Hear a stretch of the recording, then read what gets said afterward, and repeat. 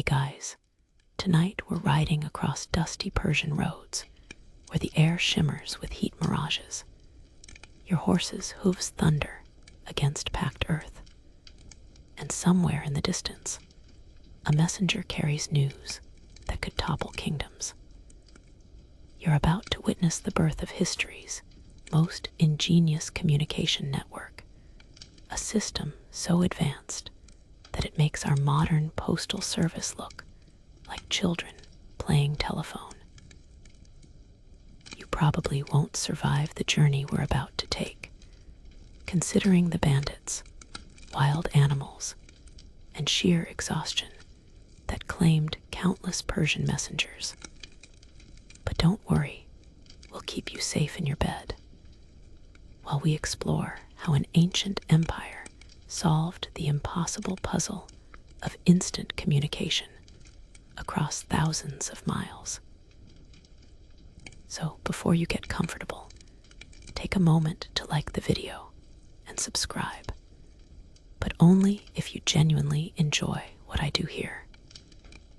And hey, drop a comment letting me know where you're listening from and what time it is there. I love seeing our little global community come together for these midnight history sessions. Now dim the lights, maybe turn on a fan for that soft background hum, and let's ease into tonight's journey together. You find yourself standing in the court of Cyrus the Great around 550 BCE, watching as the Persian king stares at a massive map spread across marble tables. The Achaemenid Empire stretches before him like a patchwork quilt of conquered territories, from the Indus River in the east to the Aegean Sea in the west, encompassing modern-day Iran, Turkey, Central Asia, and beyond. The sheer scope is breathtaking and terrifying. How do you govern an empire that takes months to cross on horseback? How do you know if distant provinces are rebelling, if armies are advancing, if tribute isn't being paid? Cyrus runs his finger across the map, and you can almost see the wheels turning in his mind. Traditional methods of communication, sending individual messengers on single journeys, simply won't cut it. A message from the capital at Persepolis to the westernmost satrapies could take 4 months to arrive, and by then, the information might be completely useless. Armies could march, cities could fall, and entire regions could slip away from Persian control, while important news crawled along at the speed of a walking horse. The king's advisors hover nearby, probably sweating more from anxiety than the Persian heat. They've conquered the world, but now they have to actually run it. Someone suggests using birds, trained ravens or pigeons, but you quickly realize the limitations. Birds can carry only tiny scrolls. They're vulnerable to weather and predators, and training them for such vast distances would be nearly impossible. Plus, have you ever tried to train a pigeon? Good luck getting it to fly straight to Sardis without stopping for a snack. Historians still argue whether Cyrus himself conceived the postal system, or if it evolved under his successor Darius I. But the archaeological evidence suggests the basic framework emerged during Cyrus's reign. What's certain is that someone, probably after a lot of sleepless nights and strategic headaches, realized they needed to think completely differently about communication. The breakthrough comes when Persian engineers propose something revolutionary. Instead of sending one messenger on an impossibly long journey, why not create a relay system? Picture it like the world's first express lane, fresh horses and riders wait at regular intervals, ready to grab incoming messages and sprint to the next station.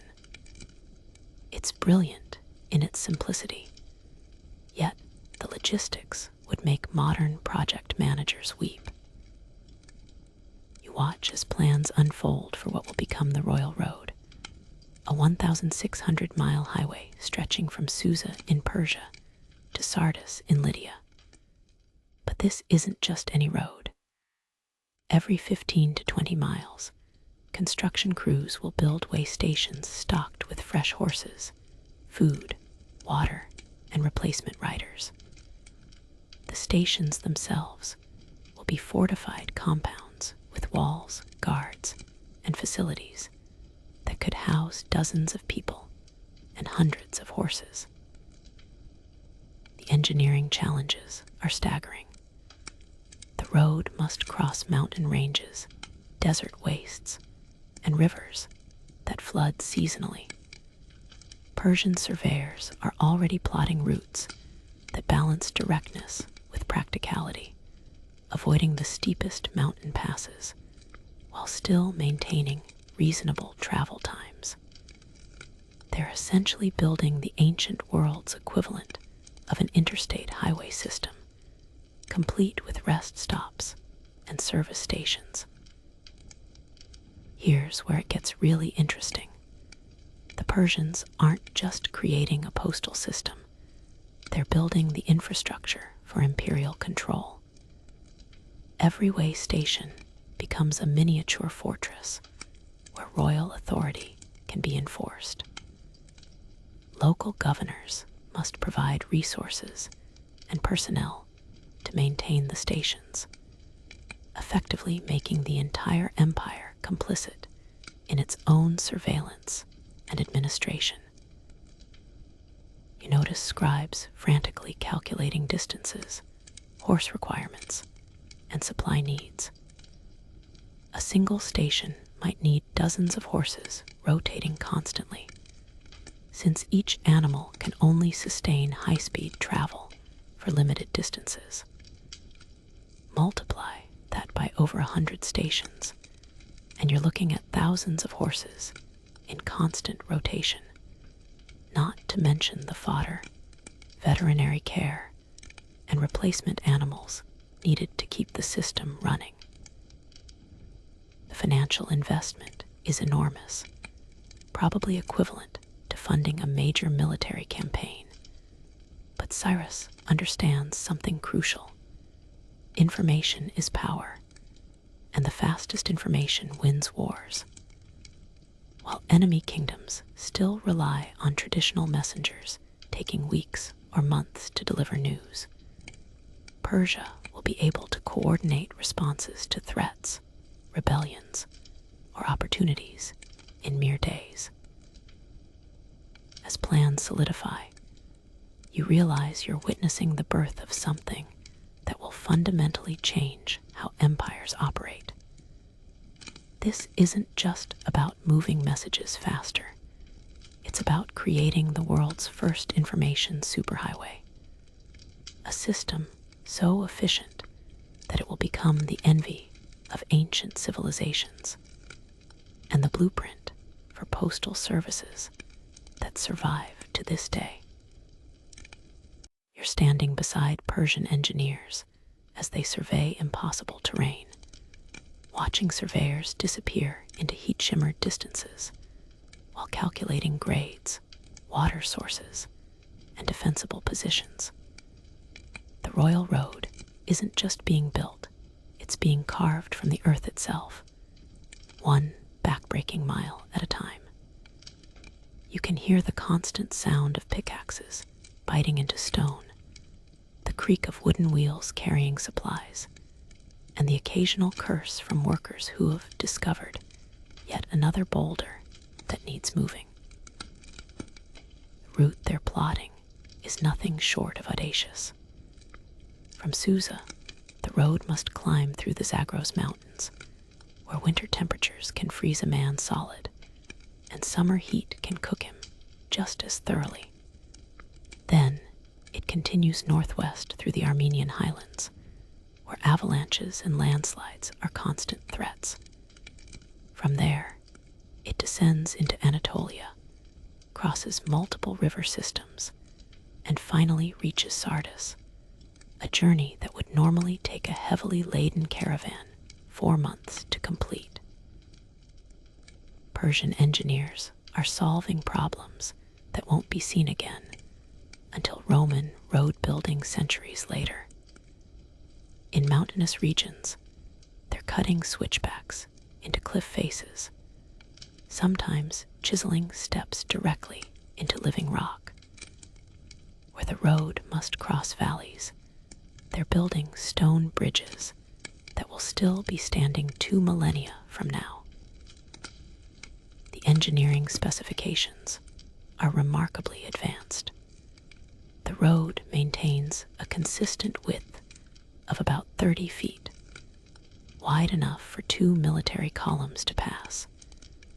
And wherever possible, the grade stays below 5% to prevent excessive wear on horses and wheels.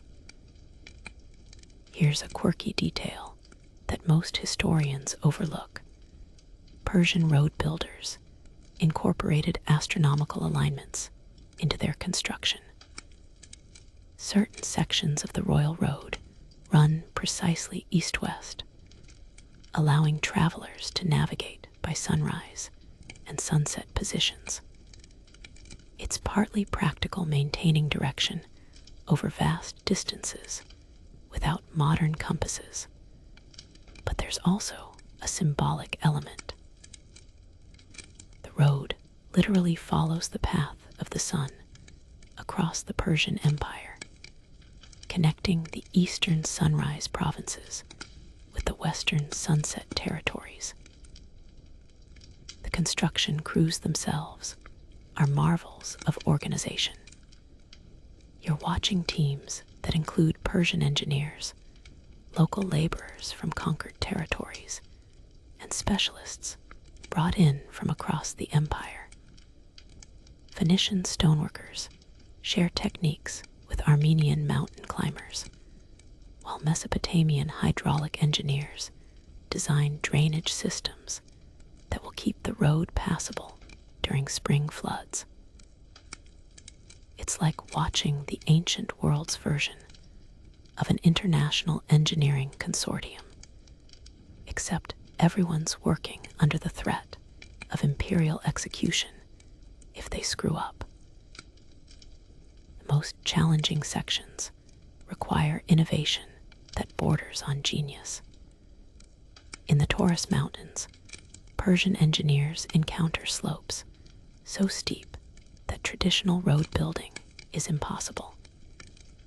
Their solution involves creating a series of tunnel bridges, covered roadways carved directly through mountain spurs. These sections are architectural marvels, with stone roofs thick enough to support avalanche loads while maintaining clear passage below. River crossings present another nightmare of logistics.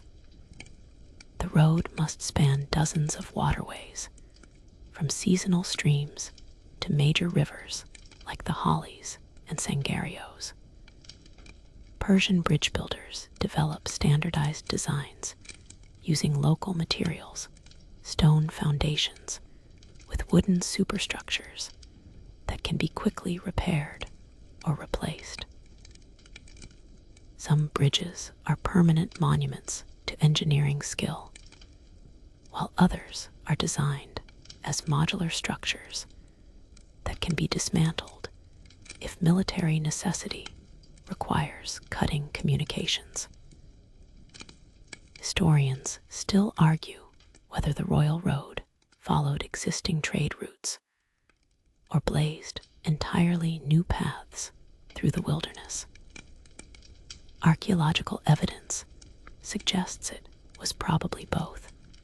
Persian engineers co-opted established caravan routes where they served imperial purposes, but weren't afraid to cut directly across virgin territory when when strategic advantages demanded shorter distances. The way stations themselves are minor architectural wonders. Every 15 to 20 miles, construction crews are building complexes that function as fortress, inn, and supply depot rolled into one. Each station includes stables for at least 50 horses, quarters for riders and staff, armories for weapons and equipment, granaries for feed and human food, workshops for equipment maintenance, and often a small shrine to Ahura Mazda for spiritual protection. Station placement requires strategic thinking that goes beyond simple distance calculations. Stations are positioned to take advantage of natural water sources, defensible terrain, and existing settlements that can provide additional resources. Many stations are built on hills or elevated ground, giving defenders clear sightlines and forcing potential attackers to approach uphill. The Persians have learned from centuries of steppe warfare. High ground saves lives. The most impressive engineering feat might be the road's approach to Sardis itself. The final 100 miles cross terrain that shifts from mountainous to coastal, requiring multiple elevation changes and several major river crossings. Persian engineers solve this by creating what amounts to a highway system with multiple branches, a main trunk route supported by feeder roads that connect to important regional centers. You watch workers laying the final stones on a section near the Hollies River, and it strikes you that you're witnessing something unprecedented in human history. Never before has a single political entity attempted to build transportation infrastructure on the scale. The Roman roads that historians love to celebrate won't exist for another few centuries, and even they will largely follow Persian precedents. Construction materials vary ingeniously based on local resources. In mountainous areas, the road surface is paved with fitted stones that can withstand freeze-thaw cycles. In desert regions, Persian engineers use a technique involving layers of gravel and sand that create surprisingly durable surfaces while allowing for expansion and contraction. Where timber is abundant, wooden causeways carry the road across marshy ground, raised on pilings that prevent moisture damage to the main structure. The human cost of construction is staggering, though Persian records are diplomatically vague about casualty figures. Building roads through hostile terrain, often while defending against local tribes who aren't thrilled about Persian expansion, means that every mile of the royal road probably cost dozens of lives. Workers die from exposure, accidents, disease, and occasional combat, with raiders who see construction crews as easy targets. Yet somehow, incredibly, the road gets built. Section by section, mile by mile, the greatest communication highway in the ancient world takes shape under your eyes.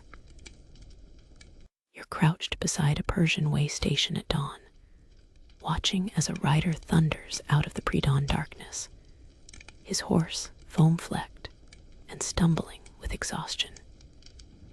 The man slides from his mount before the animal has completely stopped, clutching a leather message pouch against his chest like it contains the secrets of the gods. Within seconds, a fresh rider has grabbed the pouch and exploded back onto the road aboard a horse that's been saddled and waiting. The entire exchange takes less than 30 seconds, And you've just witnessed the heart of the Persian postal system. Human endurance pushed beyond reasonable limits in service of imperial communication. These aren't your typical messengers. Persian postal riders, known as Angarium, are selected from the cream of the empire's horsemen and then trained to levels that would make modern endurance athletes weep. They ride in all weather, through territories infested with bandits, across terrain that kills ordinary travelers, and they do it at speeds that seem to defy the laws of physics and horse physiology. The average Persian postal rider can maintain pace for distances that would hospitalize most people, and they do it day after day without complaint, mostly because complaining could result in execution. The selection process for these riders is brutal and fascinating. Candidates must be lightweight but incredibly strong, with the balance of acrobats and the endurance of marathon runners. They undergo training that combines horsemanship, navigation, combat skills, and what can only be described as pain tolerance conditioning. Persian training masters have discovered that the human body can adapt to almost unbelievable levels of physical punishment, provided the conditioning is gradual and the motivation is sufficiently intense. Here's where it gets really interesting. Persian riders aren't just galloping hellbent across the landscape. They're practitioners of an ancient form of strategic riding that maximizes both speed and horse preservation. Watch how a skilled Angarium approaches his mount. He doesn't just leap on and start whipping the animal. Instead, he spends the first few minutes assessing the horse's condition, adjusting equipment, and planning his riding strategy based on terrain, weather, and the distance to the next station. The riding technique itself is a marvel of efficiency. Persian postal riders use a style that distributes their weight to minimize stress on the horse's back, shifts their position constantly to prevent pressure sores, and maintains communication with their mount through subtle pressure and voice commands. They can read a horse's condition through the animal's gait, breathing, and response to commands, knowing instinctively when to push harder and when to ease off to prevent collapse. Historians still argue whether Persian riders used stirrups, which wouldn't become common in the region for several more centuries. But the archaeological evidence suggests they developed an early form of foot support that provided stability without the full stirrup system. This would explain how they could maintain such precise control during high-speed rides across rough terrain. Try galloping bareback over rocky ground sometime, and you'll appreciate the engineering challenge involved. The physical demands on these riders border on superhuman. A typical shift might involve riding 60 to 80 miles at high speed, often through hostile territory and challenging weather. Persian medical texts describe treatments for saddle sores, muscle cramps, dehydration, and various injuries that were apparently common occupational hazards. Riders developed calloused hands, thighs, and buttocks that were essentially biological adaptations to their profession. But here's a detail that most historians miss. Persian postal riders weren't just tough guys on horses. They were also intelligence operatives, diplomats, and emergency responders rolled into one. A rider might carry not just written messages, but also verbal instructions too sensitive to commit to writing. They were trained to memorize complex information, recognize important officials, and make split-second decisions about route changes based on local conditions. Psychological pressure was immense. Persian riders knew that the messages they carried could determine the fate of armies, provinces, or even the empire itself. Delay could mean military disaster, while losing a message pouch might result in their own execution. The mental stress of carrying such responsibility, combined with the physical demands of the job, probably created a unique type of personality, hyperalert, incredibly disciplined, and slightly unhinged in the way that extreme athletes often are. Persian records describe riders who continued their journeys despite broken bones, fever, and injuries that would normally require hospitalization. One account tells of a rider who completed his route with an arrow wound in his shoulder, only revealing the injury after successfully delivering his messages. Another rider supposedly continued his journey during a blizzard that killed his horse, carrying the message pouch on foot for the final 20 miles to his station. The horses themselves deserve recognition as unsung heroes of the postal system. Persian horse breeders developed specialized breeds that combined speed, endurance, and intelligence. These animals were trained to respond to minimal guidance, allowing riders to focus on navigation and message security. The horses learned to recognize way stations from distances, often quickening their pace as they approached rest and fresh feed. Station masters maintained detailed records of horse performance, tracking which animals were best suited for specific route segments and weather conditions. A horse that excelled in mountain terrain might be rotated to different stations seasonally, while animals better adapted to desert conditions would be concentrated in appropriate regions. It was probably the world's first systematic approach to equine performance optimization. The most remarkable aspect of the Persian postal system was its consistency. Despite operating across thousands of miles of dangerous territory, through all seasons and weather conditions, the riders maintained schedules that would be impressive even by modern standards. Messages typically moved at average speeds of 8 to 10 miles per hour over the entire route, not just during individual riding segments, but including all stops, horse changes, and delays. This level of performance required riders who are essentially professional athletes, supported by an infrastructure designed around human and animal capabilities. The Persians had figured out something that wouldn't be rediscovered until the modern era.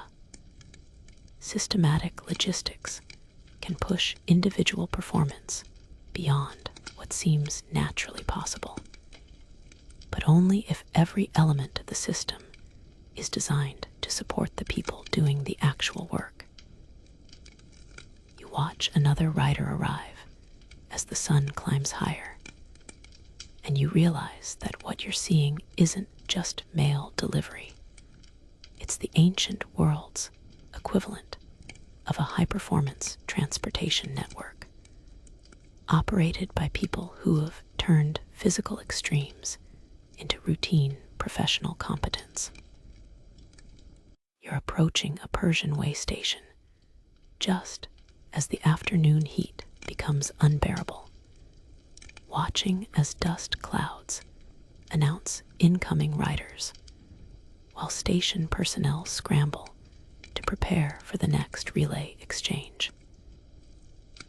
The compound rises from the landscape like a miniature fortress, its mud brick walls gleaming pale brown against the desert horizon.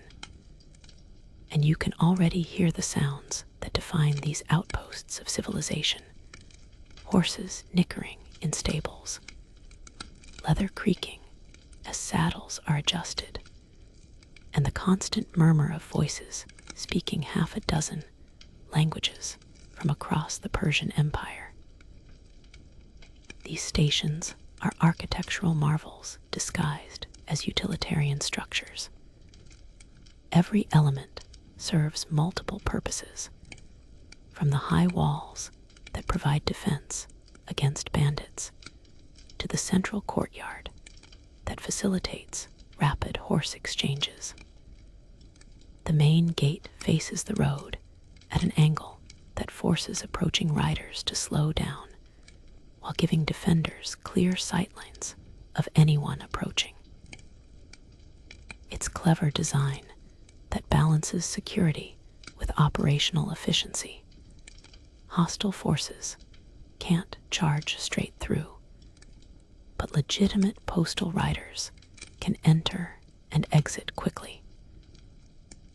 Inside the compound, you discover a world that operates with clockwork precision.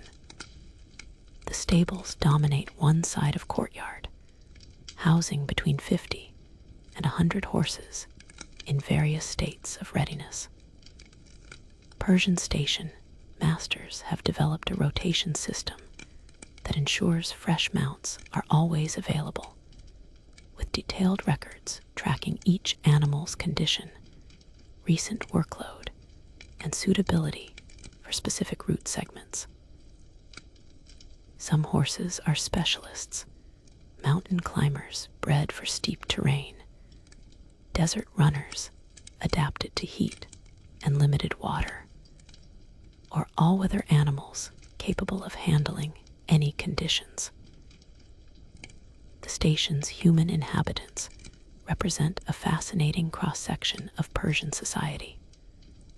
The station master is typically a Persian noble or trusted administrator, responsible for maintaining security, managing resources, and ensuring message deliveries stay on schedule.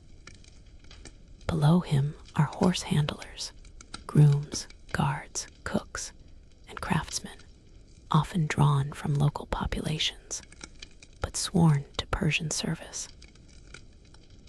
Many stations also house scribes who can copy urgent messages, translate between languages, or decode encrypted communications.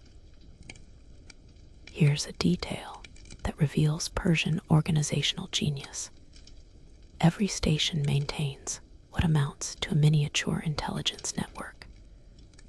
Station personnel are trained to observe and report on local conditions, political situations, and potential threats along their route segments. When riders arrive, they don't just exchange horses and messages. They provide updates on road conditions, weather, bandit activity, and anything else that might affect postal operations. This information gets compiled into regular reports that travel back to provincial capitals, creating a communication system that flows in both directions. The living quarters reflect the multicultural nature of Persian administration. Private rooms for the station master and important officials, communal quarters for guards and workers, separate facilities for female staff. Many stations employed women as cooks, weavers, and medical assistants, and guest accommodations for traveling officials or merchants who have received permission to use the postal road. The architecture accommodates different cultural practices while maintaining Persian standards of hygiene and security. Station kitchens operate around the clock, providing meals for permanent staff, arriving riders, and traveling officials. Persian logistics planners understood that proper nutrition was essential for maintaining the physical performance demanded by the postal system. Station cooks prepare foods specifically designed for riders, high-energy dishes that provide sustained nutrition without causing digestive problems during long rides. They also maintain special diets for horses, with different feed mixtures optimized for various performance requirements. Historians still argue whether Persian way stations were primarily military installations or civilian infrastructure, but the archaeological evidence suggests they were both. Each station maintained an armory with weapons for defense against bandits, but also served as administrative centers for local governance. Station masters often functioned as regional magistrates, settling disputes and enforcing Persian law in areas far from major population centers. The water management systems at these stations represent some of the most sophisticated hydraulic engineering in the ancient world.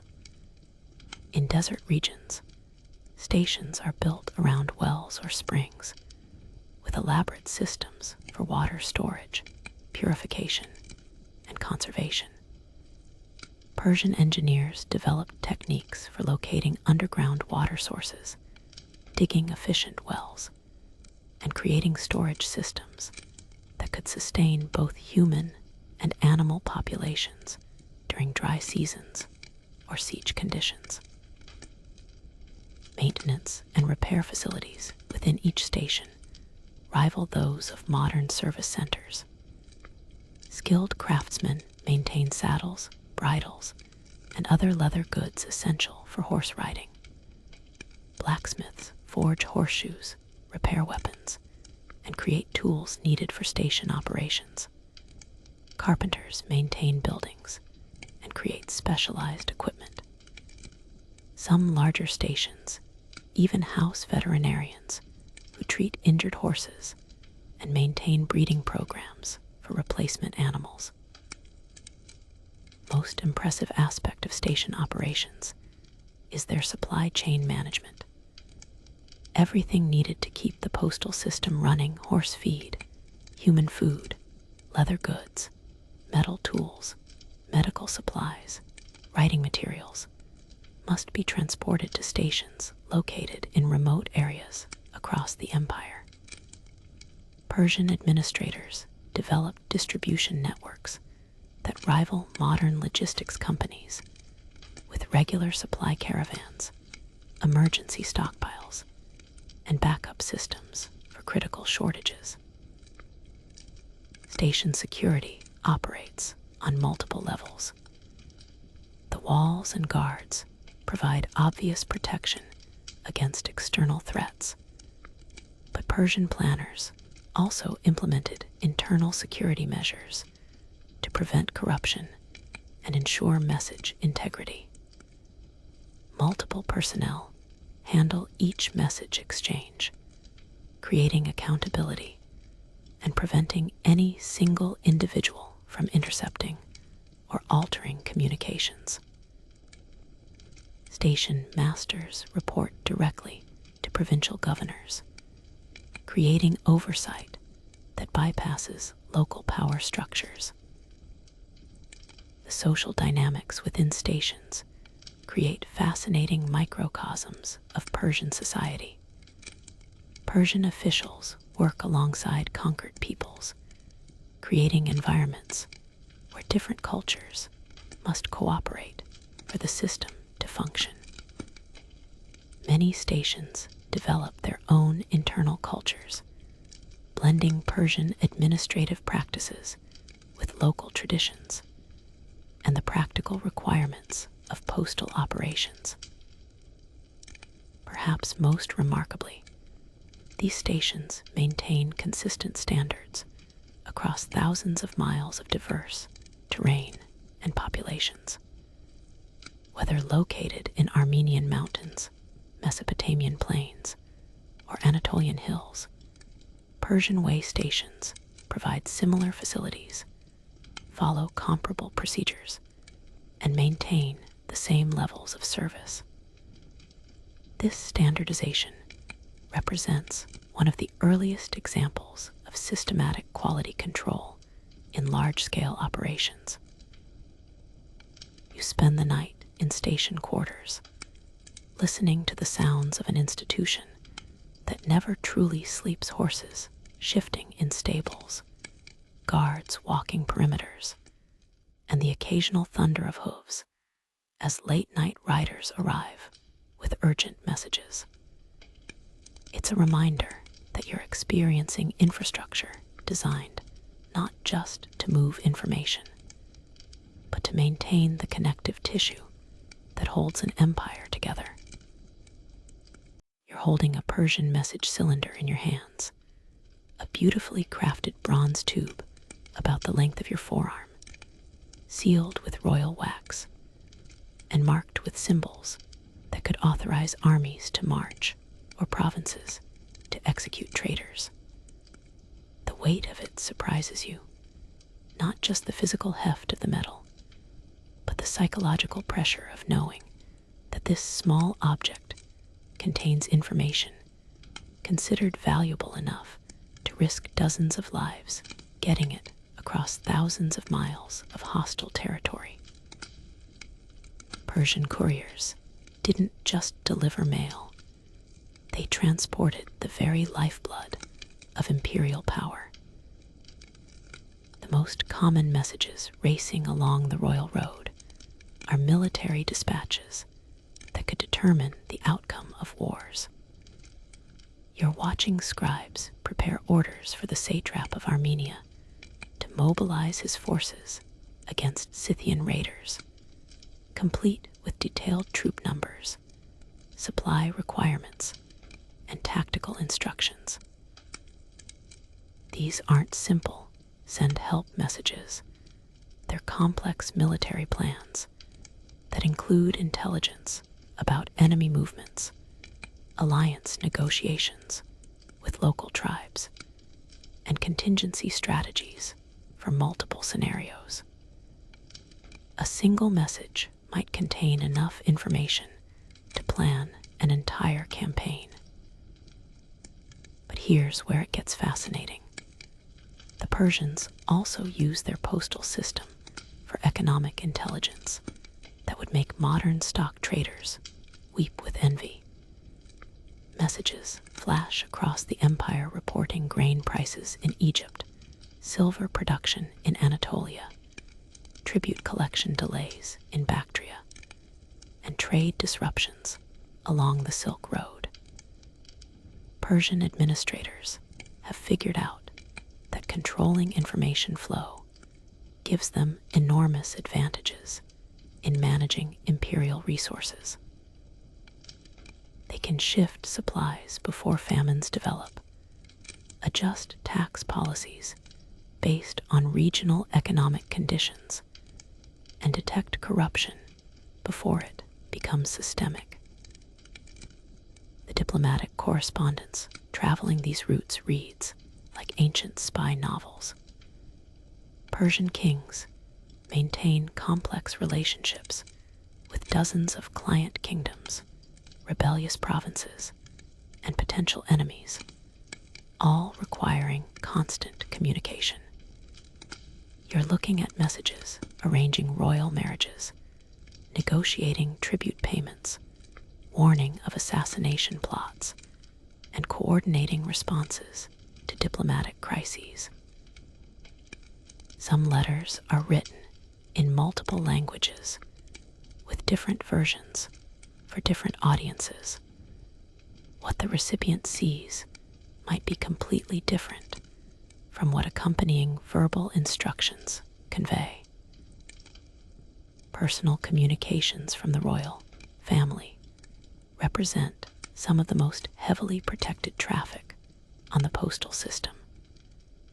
When Persian queens write to their daughters married off to foreign kings, or when crown princes correspond with their tutors, these messages travel with extra security because they often contain sensitive political intelligence disguised as family news. A mother's letter asking about her daughter's health might actually be requesting information about her son-in-law's military preparations. Here's a detail that most historians overlook. The Persian postal system carries what amounts to an ancient internet of scientific and technical information. Persian administrators actively collect knowledge from across their empire, agricultural techniques from Mesopotamia, metallurgy from Anatolia, astronomical observations from Babylon, medical practices from Egypt. This information gets compiled, analyzed, and distributed to regions where it might prove useful. It's probably history's first systematic technology transfer program. Intelligence reports form another crucial category of postal traffic. Persian spies embedded in foreign courts, merchant networks, and military organizations send regular updates about potential threats, opportunities, and political developments. These reports are often written in codes that combine Persian, local languages, and symbolic systems that would challenge modern cryptographers. A merchant's letter complaining about textile prices might actually be reporting troop movements in Greece. Administrative correspondence reveals the staggering complexity of governing the world's largest empire. Provincial governors send regular reports on tax collection, judicial decisions, infrastructure projects, and local political situations. The royal court responds with policy adjustments, personnel changes, resource allocations, and strategic directives. It's like watching the nerve impulses of a vast organism, with information constantly flowing between the brain's center and distant extremities. Religious communications add another layer of complexity to postal traffic.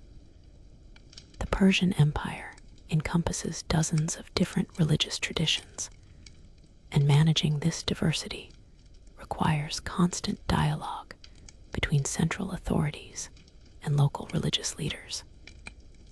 Messages discuss temple funding, religious festivals, theological disputes, and the delicate balance between Persian Zoroastrian beliefs and local practices.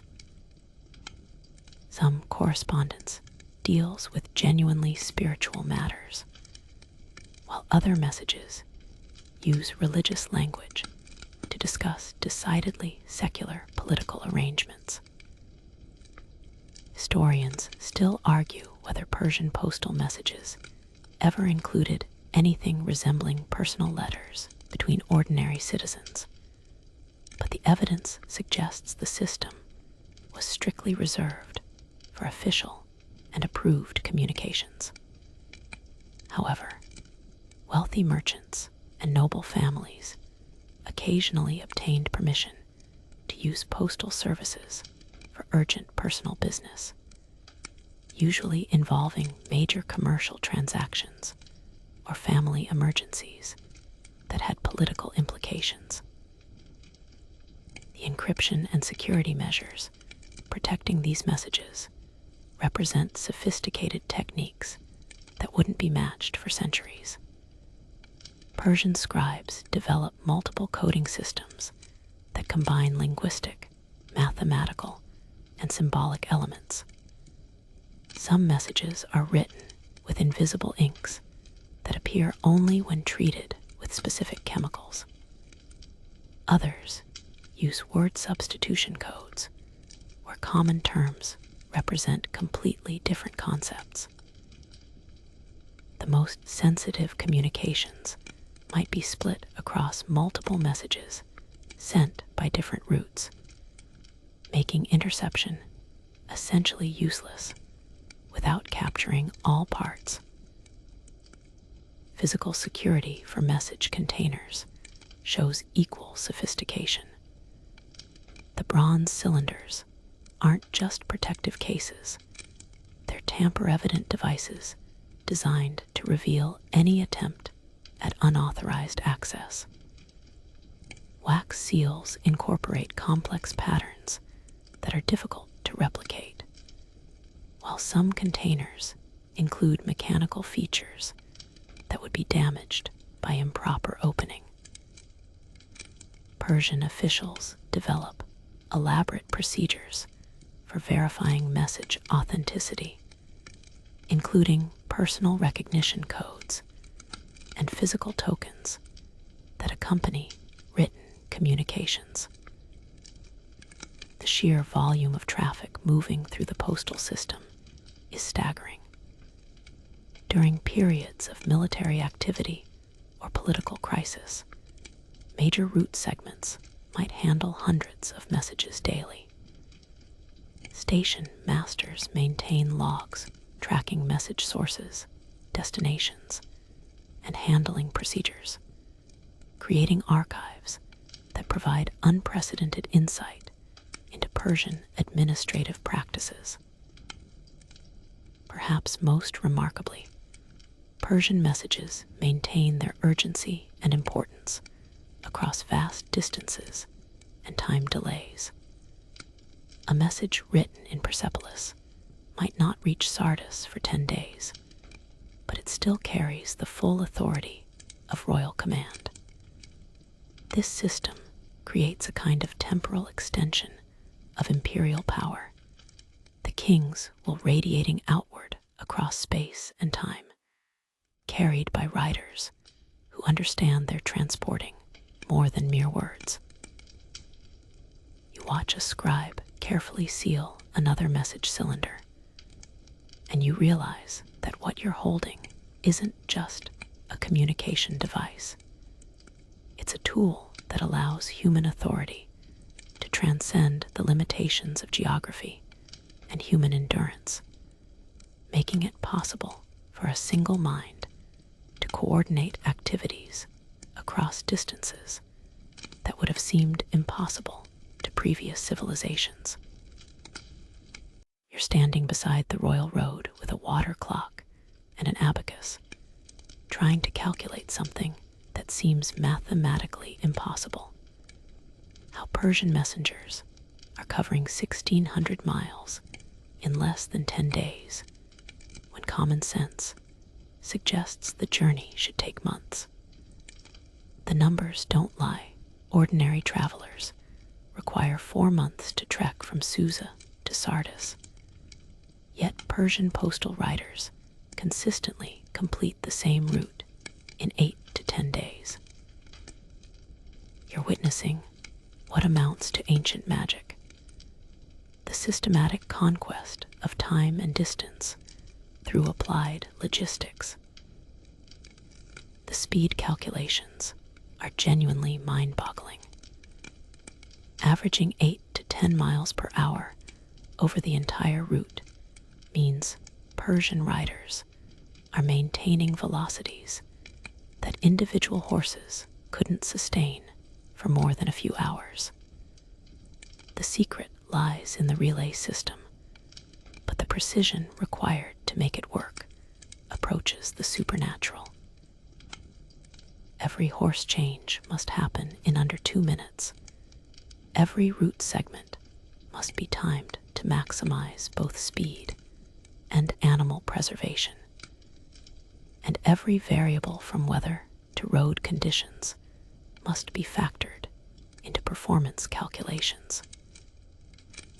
Persian engineers have solved the fundamental physics problem of high-speed overland travel, energy limitation. A single horse carrying a rider can gallop at 20 to 30 miles per hour for short distances, but maintaining that pace quickly exhausts the animal.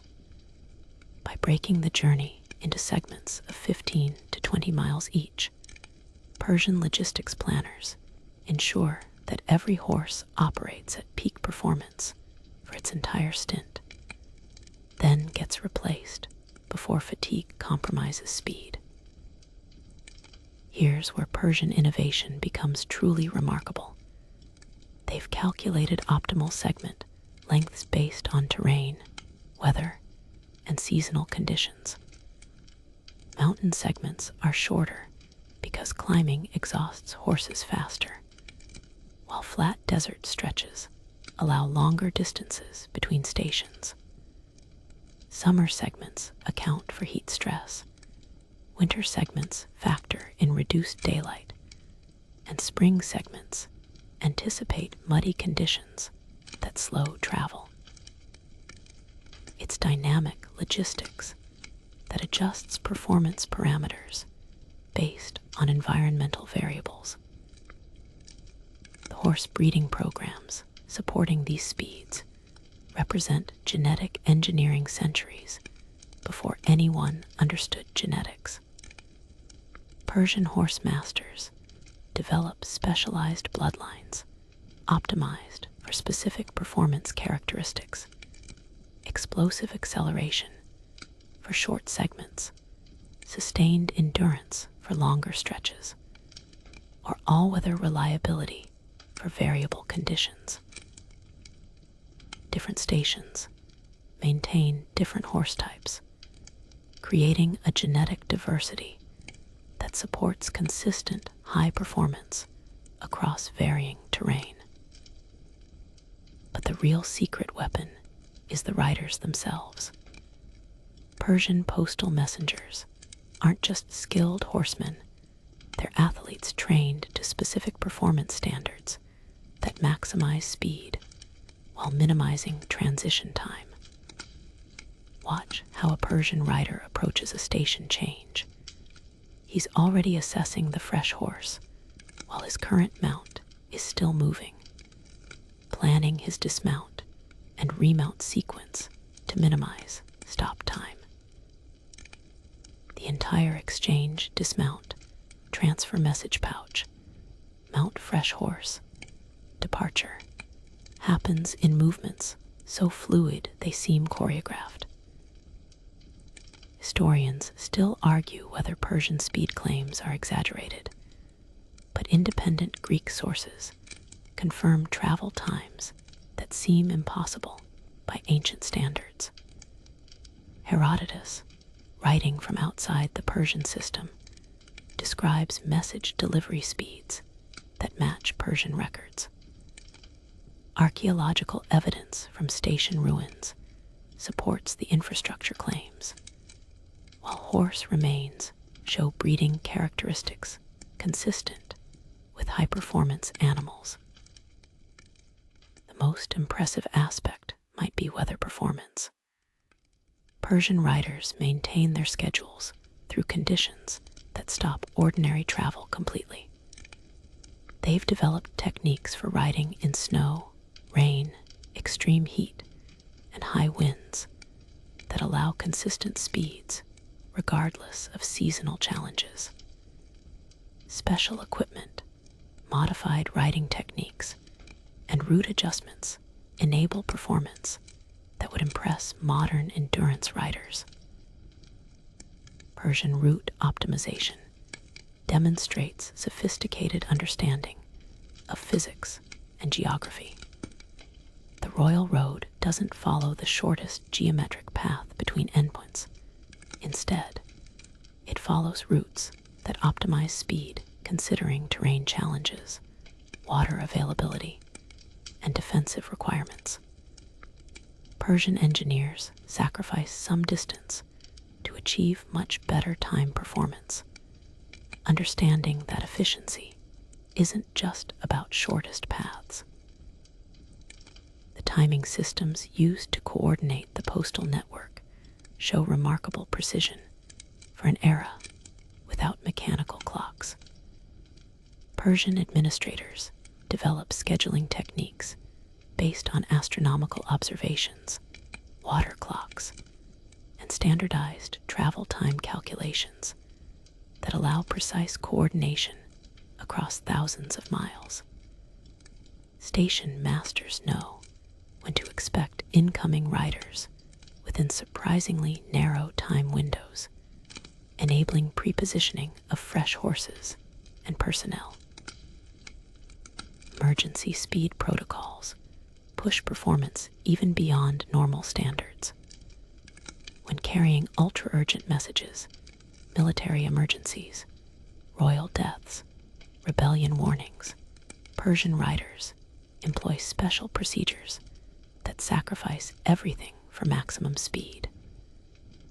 These emergency runs might use relay segments as short as 10 miles, employ the fastest horses regardless of cost, and authorize riders to requisition resources from any source along the route.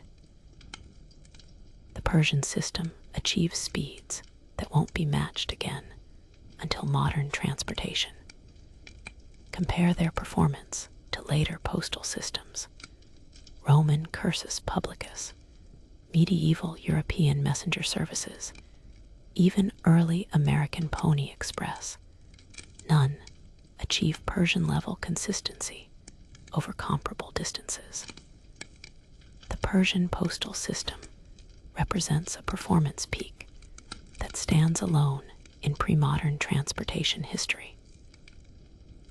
Quality control maintains speed standards through systematic monitoring and adjustment. Persian administrators track performance metrics for individual riders, horses, route segments, and entire routes. Underperforming elements get identified and corrected quickly, whether through additional training, equipment upgrades, or personnel changes. It's probably history's first data-driven approach to transportation optimization. The psychological aspects of Persian speed are equally important. Riders, station personnel, and administrators all understand that they're part of something historically unprecedented. This creates a performance culture where exceeding standards becomes a matter of professional pride. Persian postal workers aren't just doing jobs, they're participating in what they know is the fastest communication system ever created. The economic implications of this speed are staggering. Persian merchants can receive market information from distant provinces while it's still actionable. Military commanders can coordinate complex operations across vast distances. Administrative officials can respond to crises before they become catastrophic. The speed advantage translates directly into political and economic power that gives Persia decisive advantages over slower communicating rivals. Perhaps most remarkably, Persian speed achievements become self-reinforcing. Success breeds techniques that enable even better performance, creating a feedback loop of continuous improvement. Each generation of riders, station masters, and administrators builds on previous achievements, pushing the system toward performance levels that approach the theoretical limits of horse-based transportation. You watch another rider disappear into dust clouds ahead, and you realize that what you've witnessed isn't just fast mail delivery. It's the ancient world's equivalent of breaking the sound barrier, a systematic conquest of space and time that won't be equaled for over 2 millennia. You're crouched in the dim light of a Persian scriptorium, watching scribes work by flickering oil lamps as they transform spoken words into symbols that will carry imperial authority across thousands of miles. The scratch of reed pens on papyrus creates a constant whisper of sound, punctuated by the soft rustle of scrolls and the occasional mutter of concentration. These aren't just clerks copying letters. They're linguistic wizards who have mastered the art of encoding human thought into portable, secure, and actionable communication. The complexity of Persian writing systems borders on the miraculous. The empire encompasses dozens of languages, scripts, and cultural traditions, all of which must be accommodated within a unified communication system. Persian scribes are typically fluent in at least 4 languages: Old Persian for royal correspondence, Aramaic for administrative efficiency, Greek for diplomatic communications, and local languages for regional administration. Many master additional scripts, including Babylonian cuneiform, Egyptian hieroglyphs, and various regional alphabets.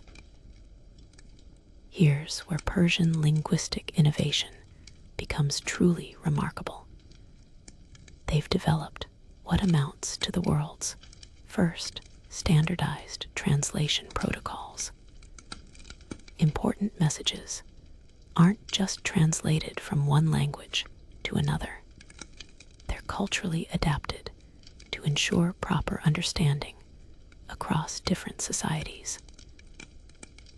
A message about taxation written for Babylonian administrators will emphasize different concepts than the same information prepared for Egyptian officials, even though both convey identical practical requirements. The encryption techniques used by Persian scribes represent cryptographic sophistication that wouldn't be matched for centuries. Simple substitution codes replace common words with predetermined alternatives. King might become sun, army might become river, and gold might become barley.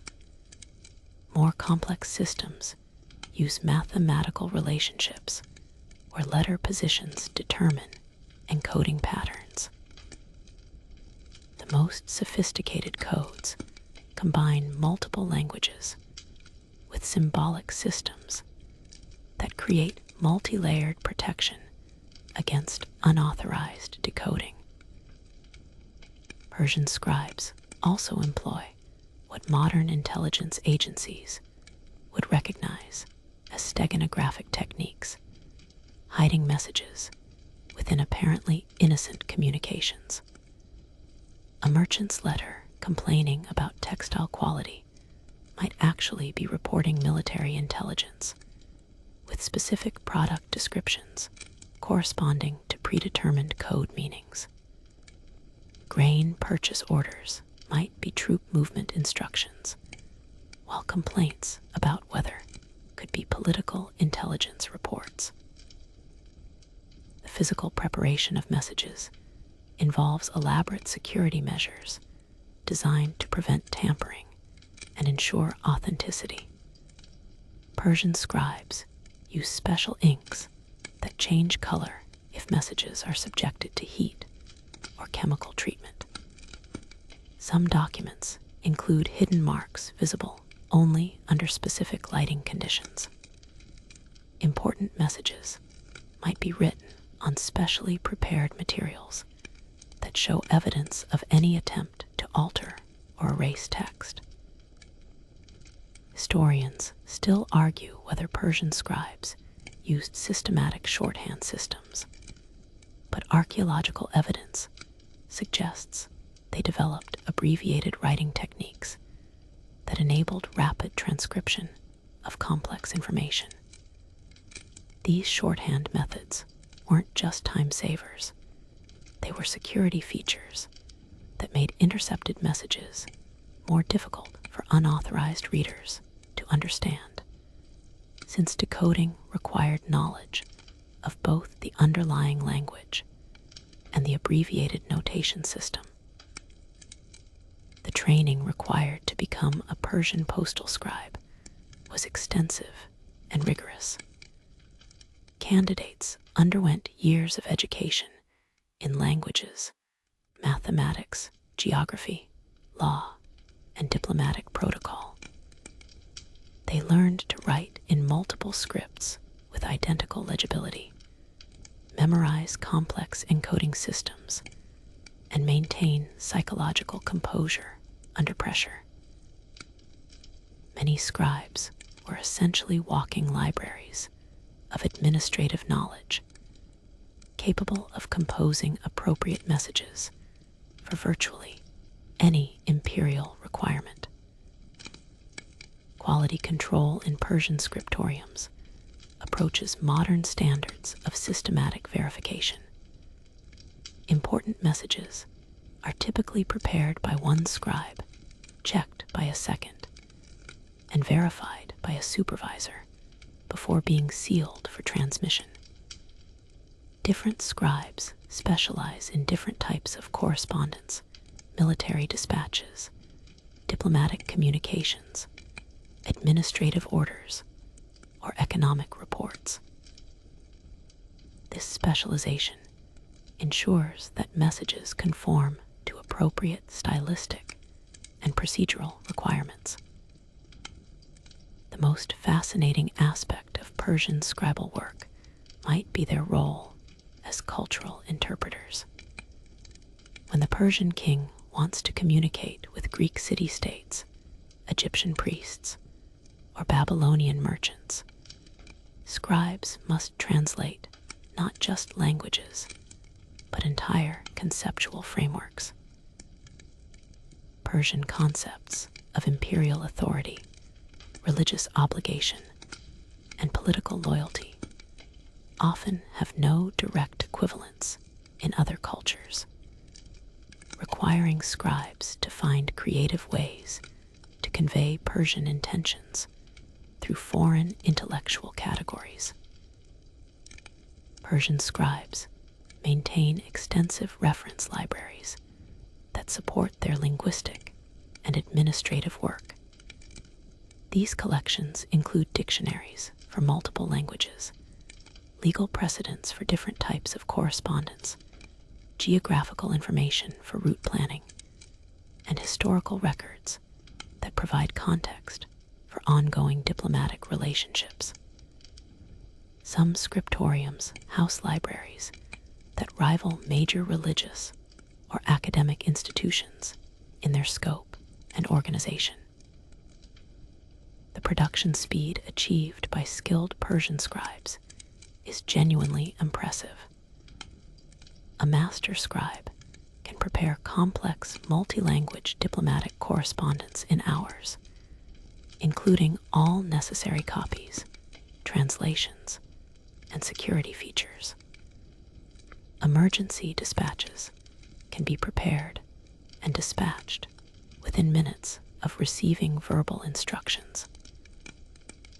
This speed enables Persian administrators to respond to developing situations with reaction times that give them decisive advantages over slower operating rivals. But perhaps the most remarkable achievement of Persian scribes is their creation of standardized administrative language that transcends local variations.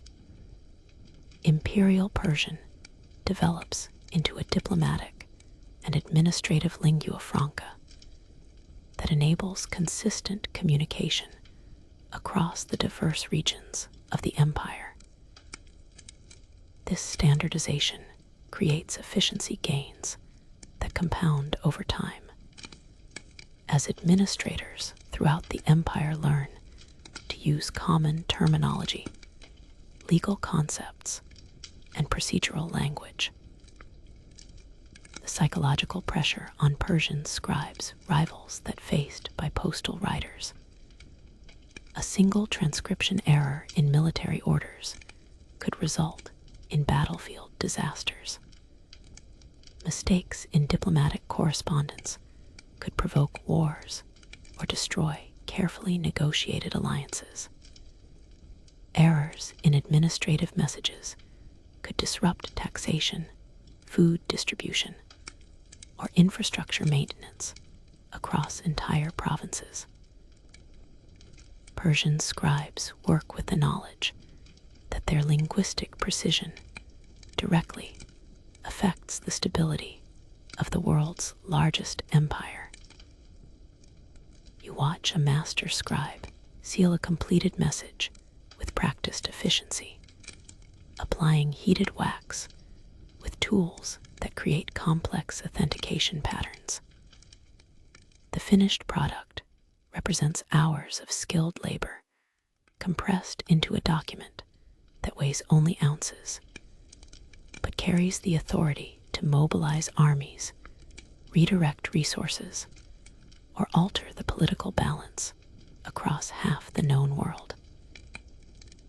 It's a reminder that in the ancient world, as today, information is power, but only if it can be accurately created, securely transmitted, and properly understood by those who receive it.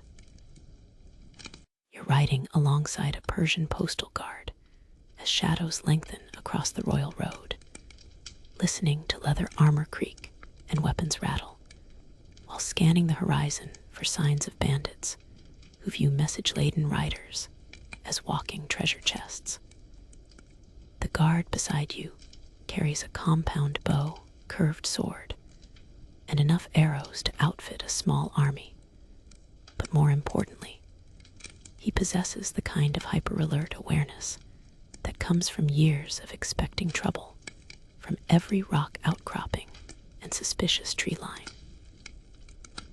Persian postal security isn't just about protecting mail. It's about maintaining the communication lifelines that hold an empire together. The bandits stalking Persian messengers aren't common highway robbers looking for a few coins. These are organized criminal enterprises that understand the value of intercepting imperial communications. Military dispatches can be sold to enemy kingdoms. Diplomatic correspondence provides intelligence about Persian intentions, and administrative messages reveal economic vulnerabilities that can be exploited. A single captured message pouch might contain information worth more than a caravan full of gold, making postal riders incredibly high-value targets. Persian security protocols operate on multiple defensive layers designed to defeat different types of threats. The first line of defense consists of route selection that avoids known danger zones, times travel to minimize exposure during vulnerable periods, and maintains unpredictable scheduling that prevents ambush planning. Persian route planners constantly update their assessments based on intelligence, reports from merchants, travelers, and local administrators who monitor regional security conditions. Here's where Persian security innovation becomes truly sophisticated.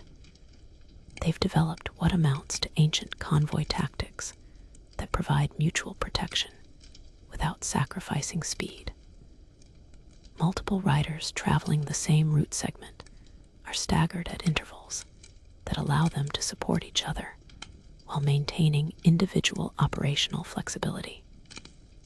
If one rider encounters trouble, others can provide assistance or carry messages to safety, even if the original courier is captured or killed.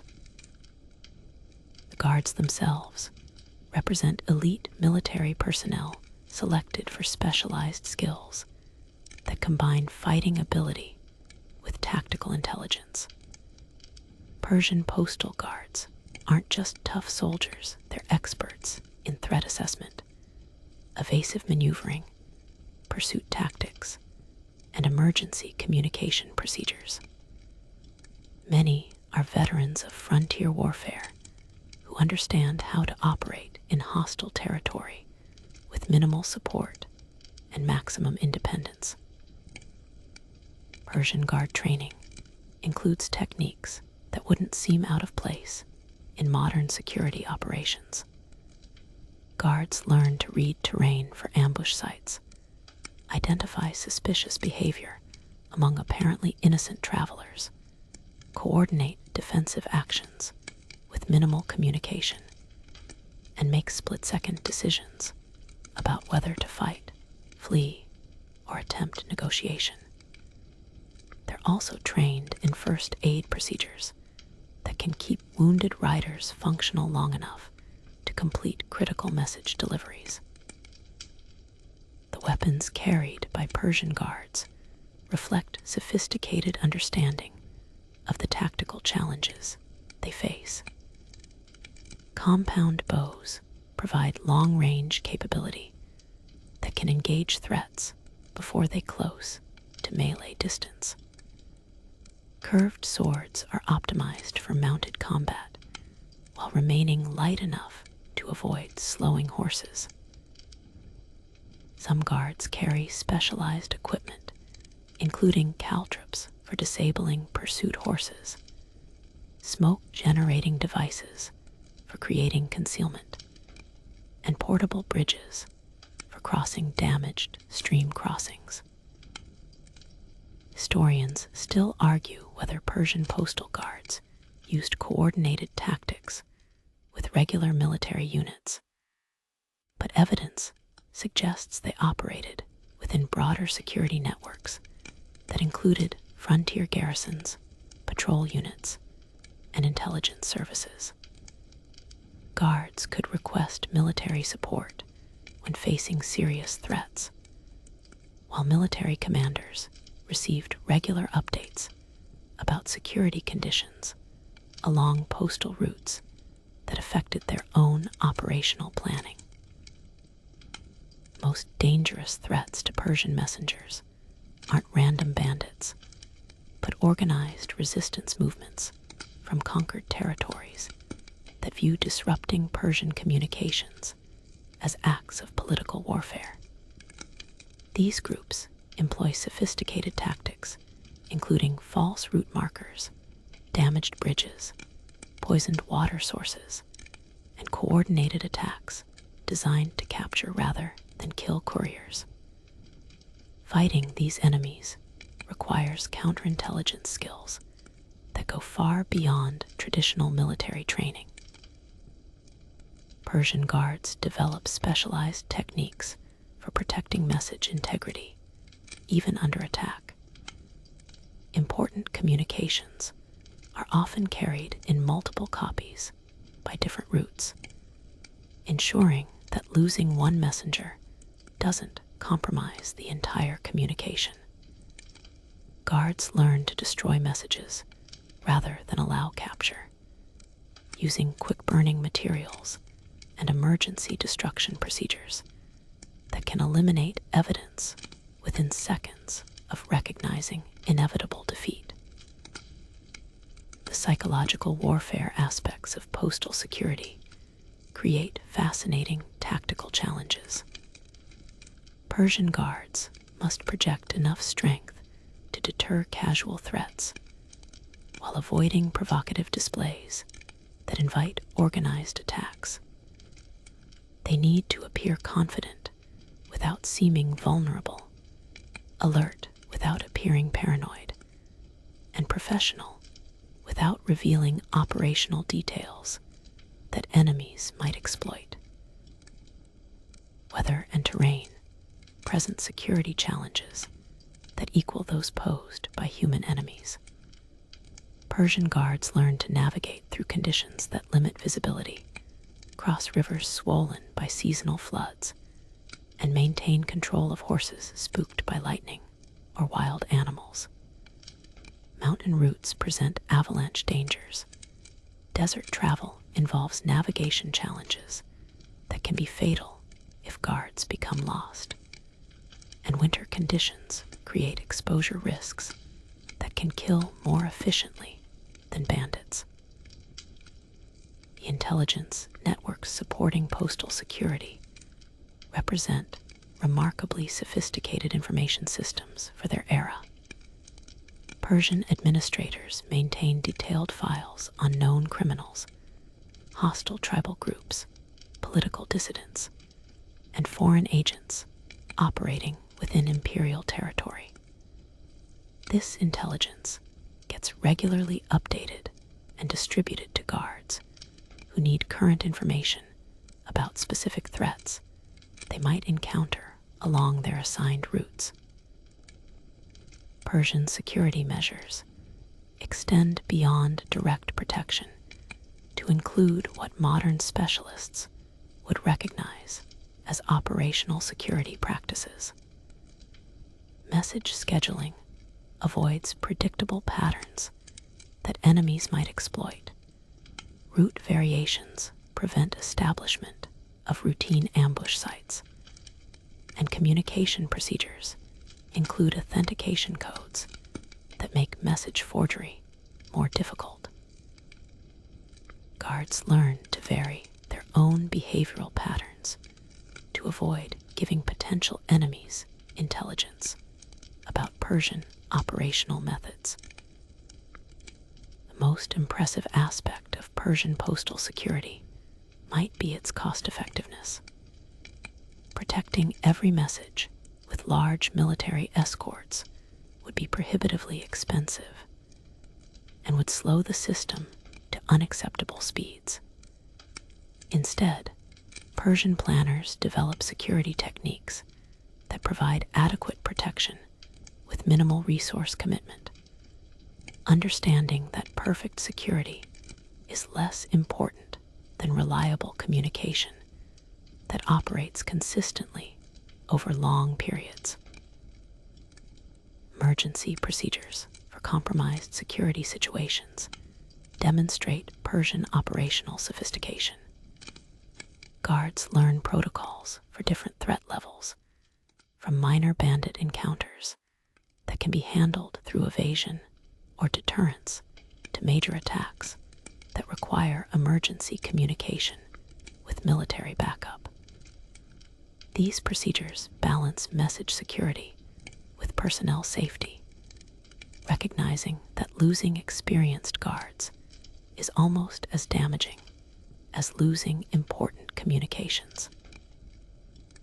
You watch your guard companion scan another suspicious tree line while maintaining perfect readiness without visible tension, and you realize that Persian postal security represents one of history's first systematic approaches to protecting information infrastructure. These guards aren't just soldiers escorting mail, they're specialists in a form of warfare that recognizes information as a strategic resource, requiring dedicated protection comparable to that provided for gold, weapons, or royal family members. You're standing in the central communication chamber at Persepolis, watching as message tubes flow in and out like blood through arteries, while Persian administrators track the pulse of their vast empire through information streams that converge from every corner of the known world. The constant activity resembles a beating heart, messages arriving from distant provinces, decisions flowing outward to regional capitals, and feedback returning with updates on implementation and local conditions. You're witnessing the operational center of history's first information-based government. The scale of communication flowing through Persian postal networks defies comprehension. On a typical day, Hundreds of messages move along major routes, while thousands more travel secondary paths, connecting provincial capitals to local administrative centers. The system handles everything from routine tax reports to emergency military alerts, creating an information density that enables imperial control across distances that would have been impossible to govern through traditional methods. Persian administrators have discovered something that modern governments take for granted. Centralized authority requires decentralized information processing. The king in Persepolis can't personally manage every aspect of governing 30 million people across 2,500 miles, but he can establish policies and monitor their implementation through systematic communication networks that bring distant realities into the imperial decision-making process. Here's where Persian innovation becomes truly revolutionary. They've created what amounts to the world's first management information system. Provincial governors send standardized reports covering taxation, military recruitment, infrastructure maintenance, judicial decisions, and local political developments. These reports follow established formats that enable central administrators to quickly extract relevant information and identify trends that require royal attention. The feedback loops built into Persian communication systems demonstrate sophisticated understanding of organizational dynamics. Policy decisions made in Persepolis get transmitted to regional administrators, who implement them according to local conditions and report back on results. This feedback gets analyzed by central planners who adjust policies based on practical experience, creating continuous improvement cycles that enhance imperial effectiveness over time. Persian communication networks also serve intelligence functions that go far beyond simple administrative reporting. The same systems that carry tax information and military orders also transport political intelligence, economic data, and social observations that provide Persian leadership with comprehensive awareness of conditions throughout their empire. It's probably history's first systematic approach to strategic intelligence collection and analysis. The redundancy built into Persian communication systems reflects understanding that information networks require protection against disruption. Critical messages travel multiple routes simultaneously. Important communications get confirmed through return acknowledgments, and emergency backup procedures ensure continued operation even if major route segments become temporarily unavailable. Persian planners design their information infrastructure with reliability standards that wouldn't seem out of place in modern telecommunications. Historians still argue whether Persian communication efficiency gave them decisive advantages over rival powers, but the historical evidence strongly suggests that superior information flow translated directly into political and military dominance. Persian administrators could coordinate responses to threats, opportunities, and crises with reaction speeds that consistently outpaced slower communicating enemies. The economic implications of Persian information superiority are staggering. Persian merchants receive market intelligence from across the empire, enabling them to identify profitable opportunities and avoid developing problems. Imperial tax collection operates with efficiency levels that depend on accurate information about local economic conditions. Resource allocation decisions get made based on current data rather than outdated assumptions, creating competitive advantages that compound over time. Persian information networks enable administrative innovations that wouldn't be possible without reliable long-distance communication. The empire operates standardized legal systems that depend on consistent interpretation of royal decrees across diverse populations.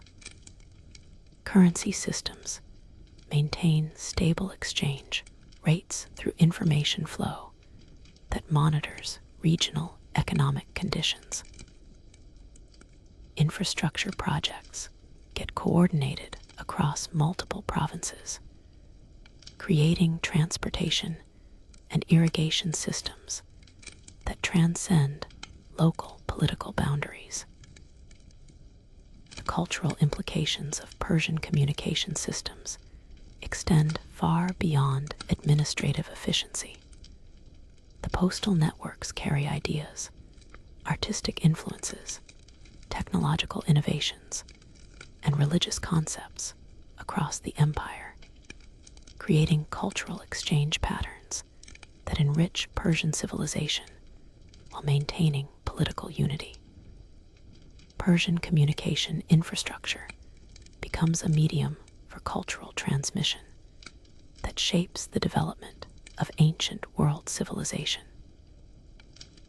Persian information management techniques demonstrate remarkable sophistication in handling data processing challenges that wouldn't be formally addressed again until the modern era. Central administrators develop filing systems, indexing methods, and retrieval procedures that enable efficient storage and access to vast quantities of administrative information.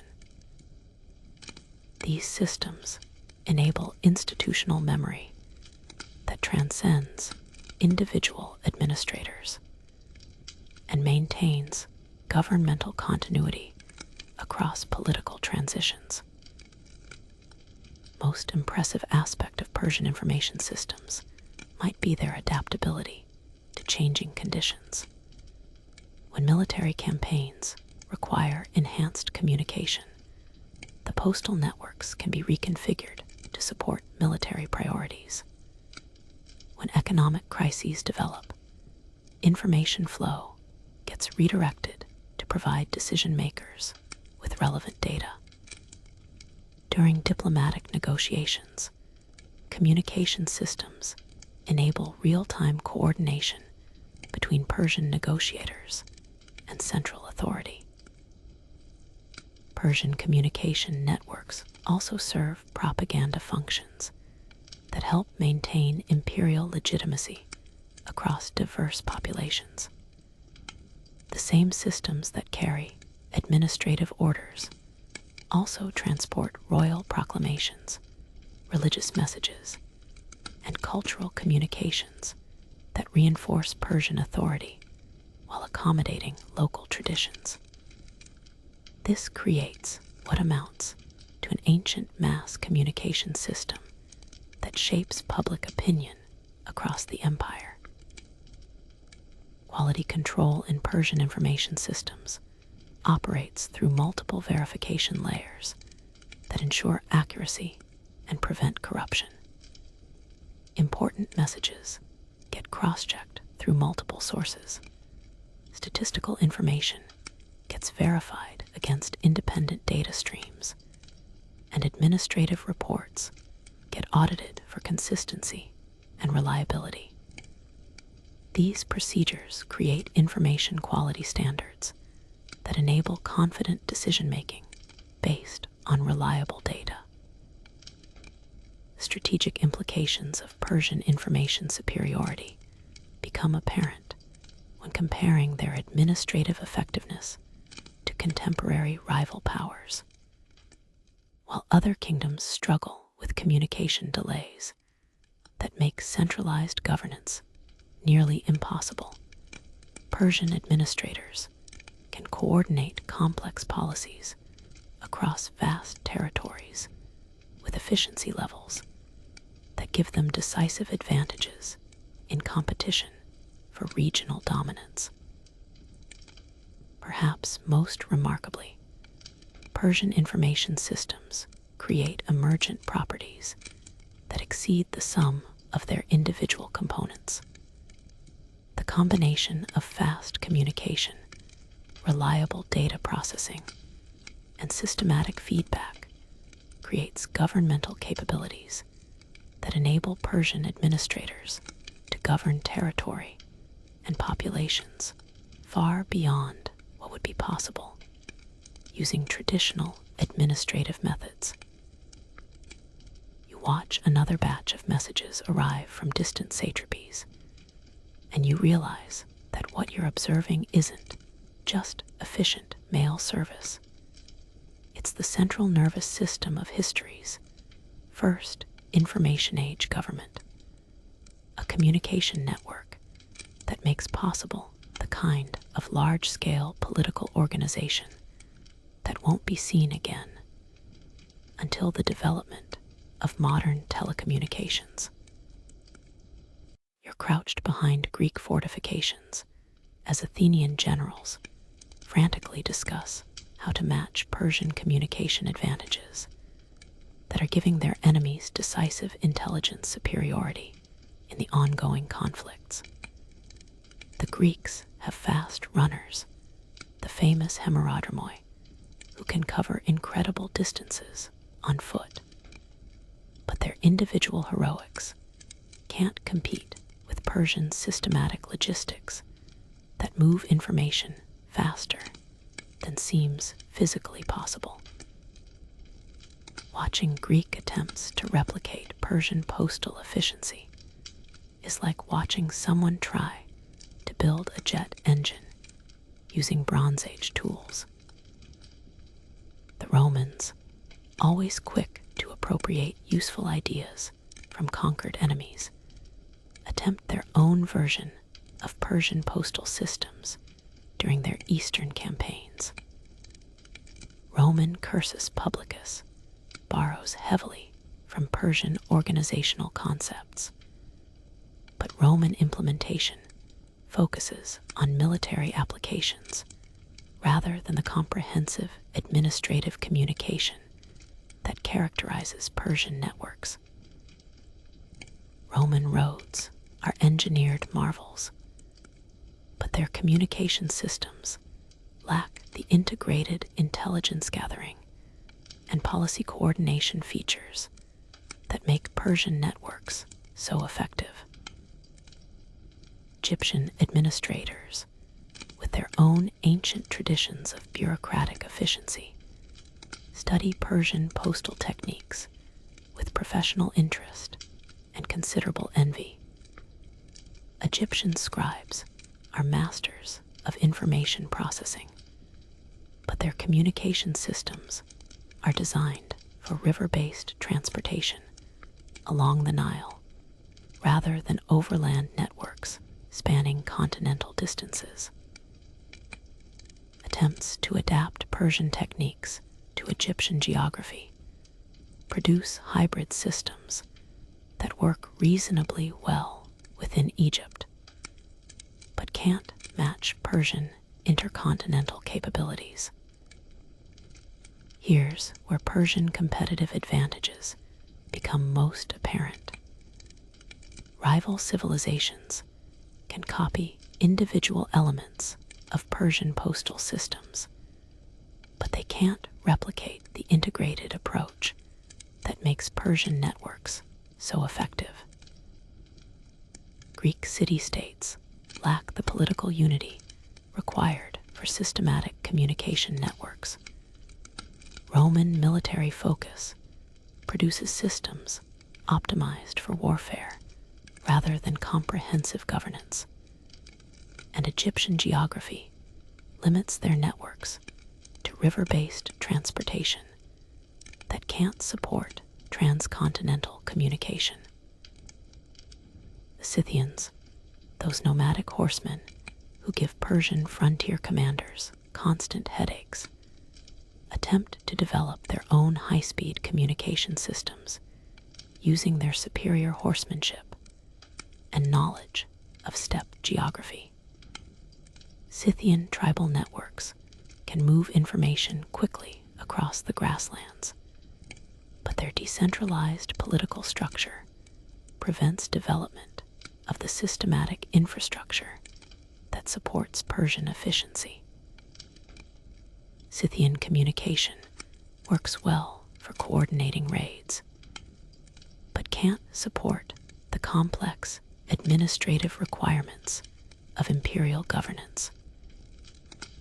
Chinese administrators, operating their own sophisticated empire east of Persian territories, develop communication systems that parallel Persian innovations in some remarkable ways. Chinese postal networks use similar relay principles and maintain comparable speeds across continental distances.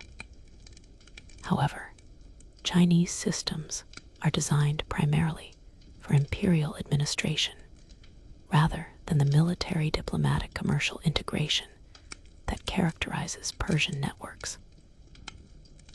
When Chinese and Persian systems occasionally interact along Silk Road trading routes, they represent the meeting of two different approaches to solving similar logistical challenges. Historians still argue whether Persian postal innovations influenced later communication systems, or whether similar techniques developed independently in response to comparable governing challenges. The archaeological evidence suggests that Persian methods directly influenced Roman and Islamic postal systems, while Chinese innovations developed independently but followed surprisingly similar organizational principles.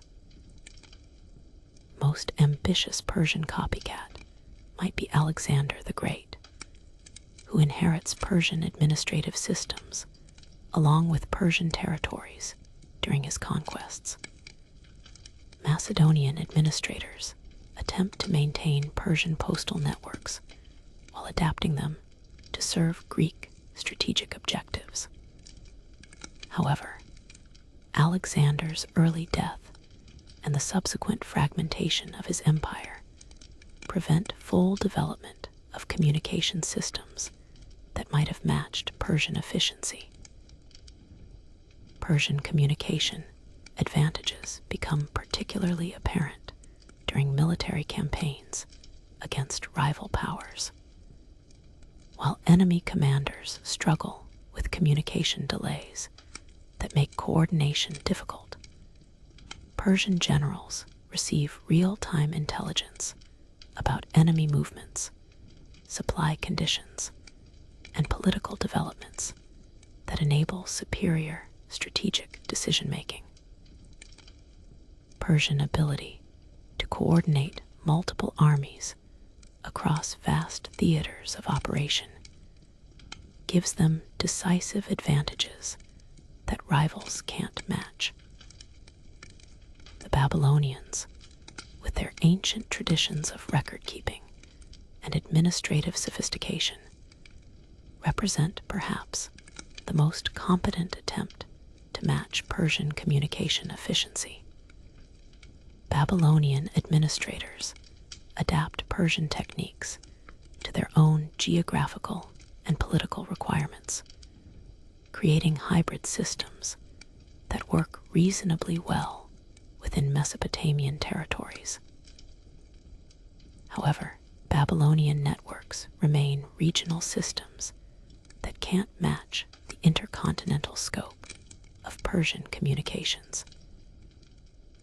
Indian kingdoms along Persian frontiers develop their own communication systems that incorporate some Persian techniques while adapting to local conditions of terrain, climate, and political organization.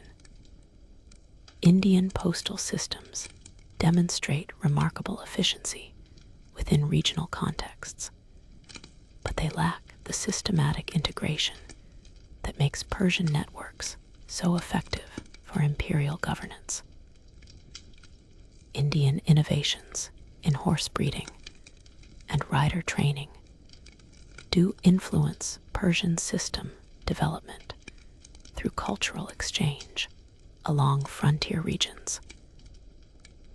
The most interesting failures come from Greek city-states that attempt to coordinate military responses to Persian expansion through improved communication systems.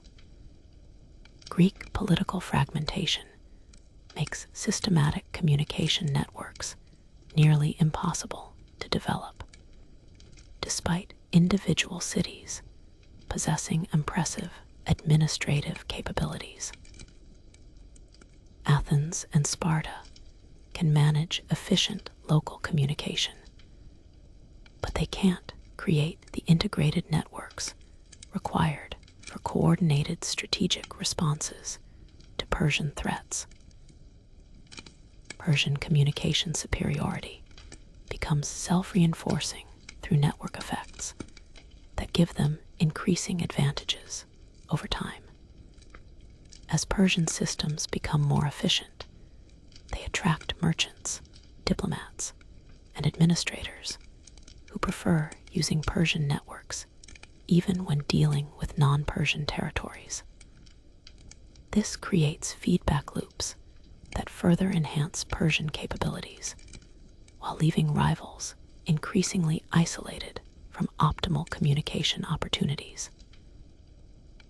Perhaps most remarkably, Persian postal innovations establish standards and expectations that influence communication system development for centuries after Persian political power declines.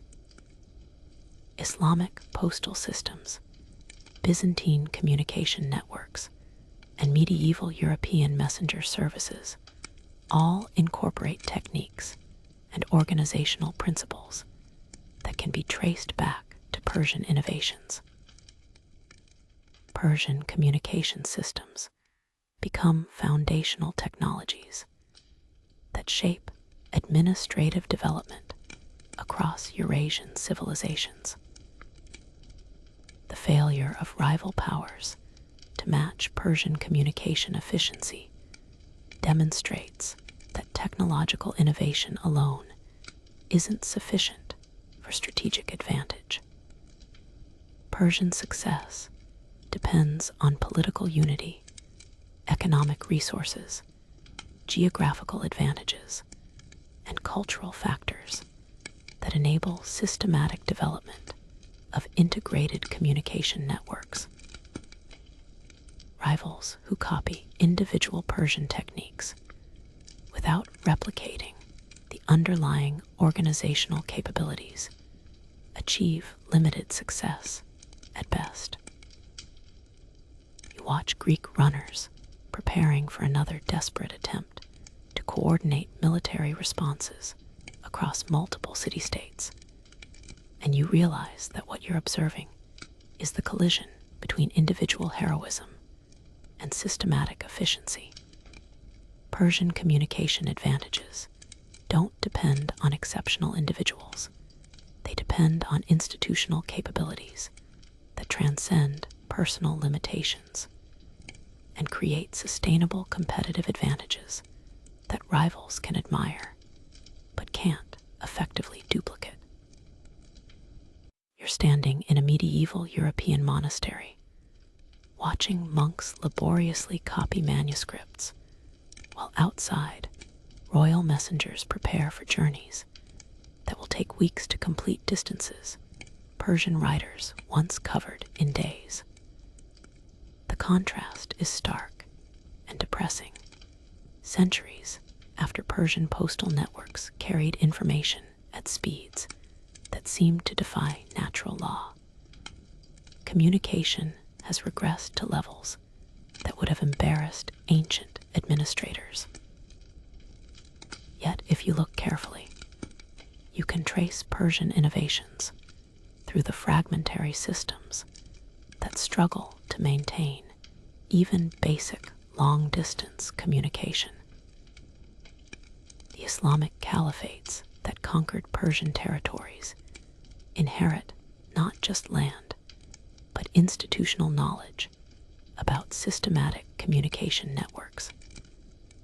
Islamic buried systems consciously model themselves on Persian precedents, maintaining root structures, station networks, and operational procedures that preserve essential elements of Persian innovation.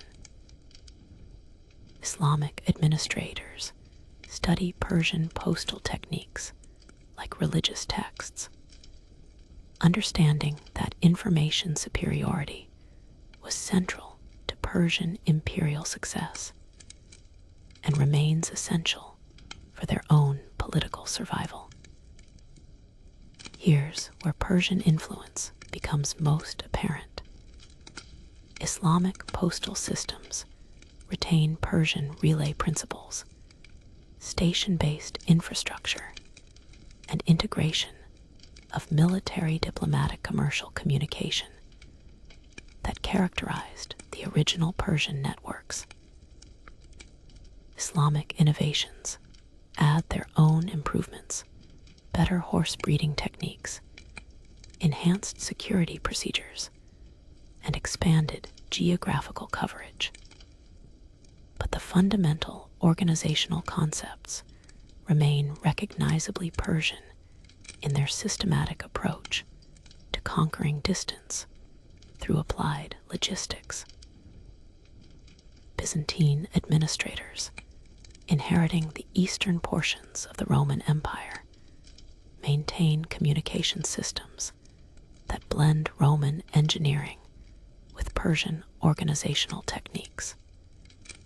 Byzantine postal networks demonstrate remarkable longevity, operating for nearly 1,000 years, using principles that can be traced directly to Persian innovations. Byzantine success in maintaining territorial control across diverse populations owes much to communication capabilities inherited from Persian administrative precedents. The Mongol Empire, at its height, the largest contiguous land empire in human history, develops communication systems that exceed even Persian achievements in geographical scope and operational efficiency. Mongol Yam networks consciously adopt Persian techniques while adding innovations based on steppe nomadic culture and military organization. Mongol communication systems demonstrate that Persian innovations could be successfully adapted to different cultural and geographical contexts while maintaining their essential characteristics. Medieval European attempts to recreate efficient long-distance communication produce systems that pale in comparison to Persian achievements.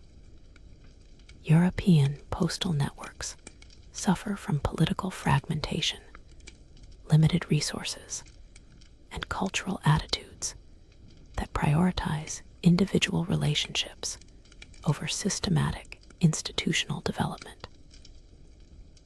European messengers achieve individual heroics that make good stories, but they can't create the integrated networks that made Persian communication so effective. Historians still argue whether Persian postal innovations directly influenced later communication developments, or whether similar techniques emerged independently in response to comparable administrative challenges. However, the historical evidence strongly suggests continuous transmission of Persian techniques through Islamic, Byzantine, and Mongol intermediaries who preserved and transmitted essential organizational knowledge across centuries of political change. The most remarkable Persian legacy might be conceptual rather than technical. Persian administrators demonstrate that information can be treated as a strategic resource, requiring systematic investment, protection, and optimization. This insight influences governmental approaches to communication across cultures and centuries, establishing expectations about information flow that shape administrative development long after Persian political power disappears. Persian influence on medieval Islamic scholarship creates intellectual traditions that preserve and develop communication theory in ways that influence later European Renaissance thinking. Islamic scholars study Persian administrative techniques as examples of practical wisdom, transmitting organizational concepts that eventually influence European efforts to develop more efficient governmental systems. The technological aspects of Persian postal systems, relay techniques, station infrastructure, security procedures, provide practical models that get adapted and modified by subsequent civilizations according to their own geographical and political requirements. Persian innovations become foundational technologies that influence communication system development across Eurasian civilizations for over a millennium. Persian communication techniques also influence commercial development through merchant networks that adopt postal system innovations for their own trading operations. Silk Road trading networks incorporate Persian station concepts, security procedures, and route optimization techniques that enable commercial communication to achieve efficiency levels that wouldn't be possible using traditional merchant communication methods. The most profound Persian legacy might be the demonstration that systematic organization can transcend natural limitations of human and animal performance. Persian postal systems prove that institutional capabilities can achieve results that seem impossible through individual effort alone. This insight influences later administrative thinking about the relationship between systematic organization and practical achievement. Renaissance European attempts to recreate efficient communication systems consciously study Persian historical examples as models of what systematic organization can achieve. European postal systems developed during the 15th and 16th centuries incorporate Persian techniques filtered through Islamic and Byzantine intermediaries, creating communication networks that finally begin to approach Persian efficiency levels. The development of modern postal systems during the 18th and 19th centuries represents the first systematic attempt to match Persian communication achievements since the decline of the original Persian networks.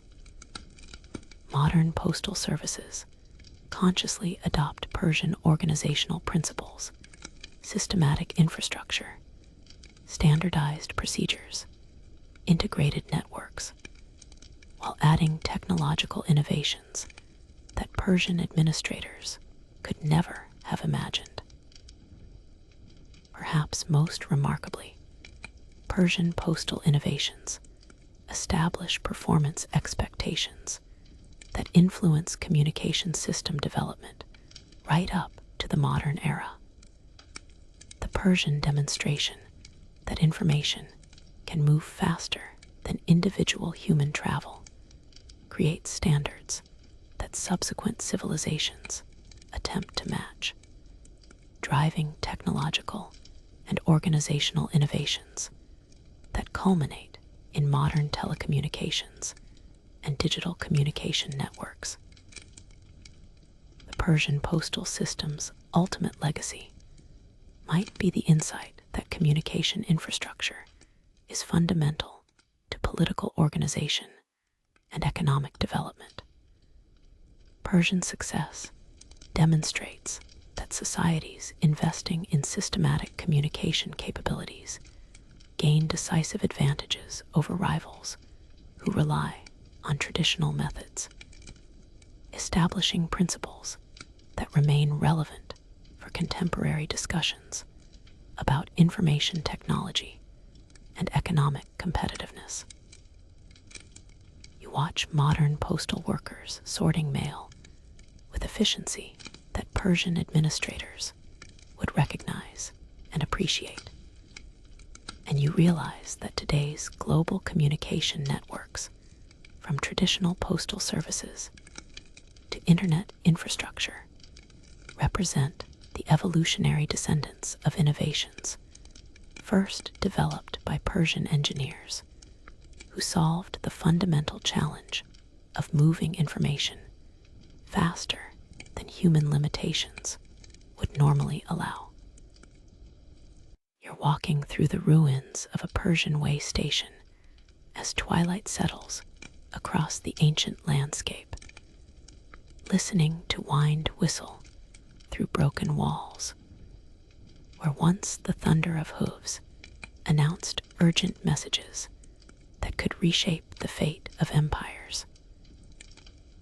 The stones beneath your feet still bear traces of the mortar that held them together when this place buzzed with activity, riders arriving dust-covered and exhausted, fresh horses stamping eagerly in their stalls, and scribes working by lamplight to encode information that would travel faster than anything the ancient world had ever imagined.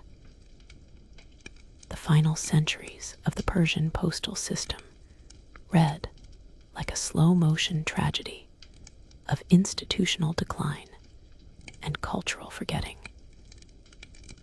As the Achaemenid Empire faces increasing pressure from Alexander's advancing armies, the communication networks that once pulsed with imperial confidence begin carrying increasingly desperate messages, requests for reinforcements that arrive too late, diplomatic overtures that find no receptive audiences, and administrative orders that reach provinces already lost to Macedonian control.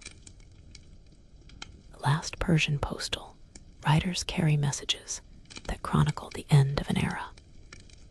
You can almost hear the whispered urgency in correspondence between Darius III and his remaining loyal governors, desperate attempts to coordinate resistance against an enemy who has learned to move almost as quickly as Persian information once flowed.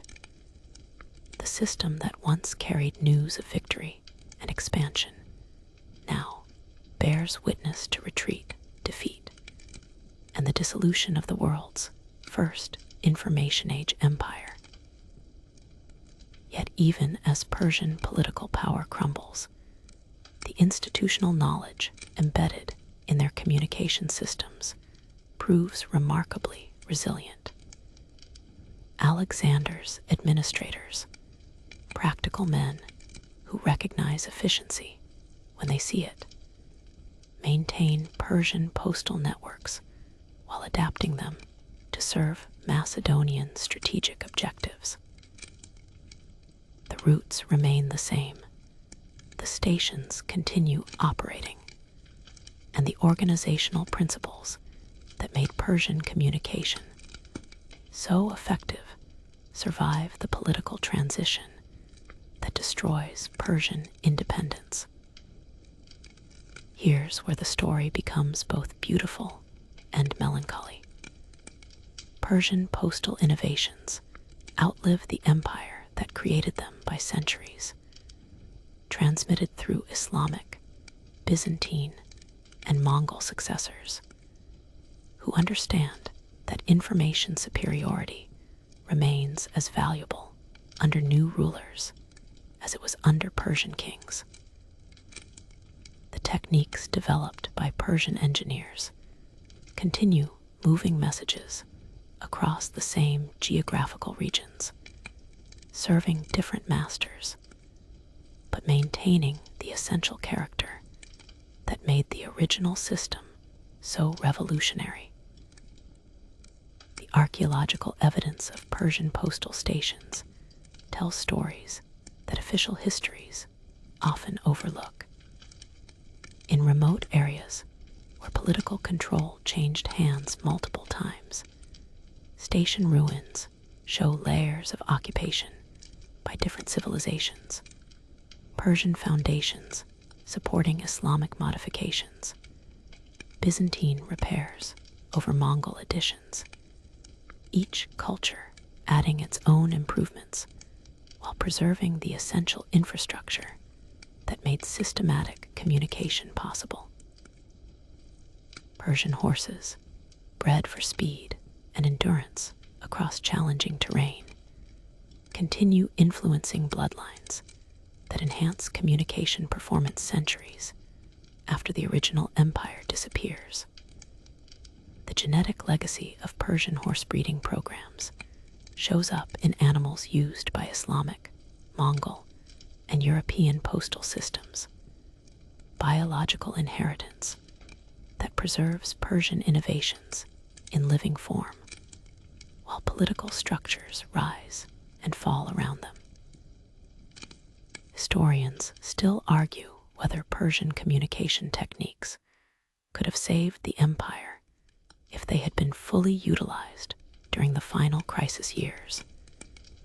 But the evidence suggests that information superiority alone isn't sufficient when facing enemies who combine systematic organization with overwhelming military advantages.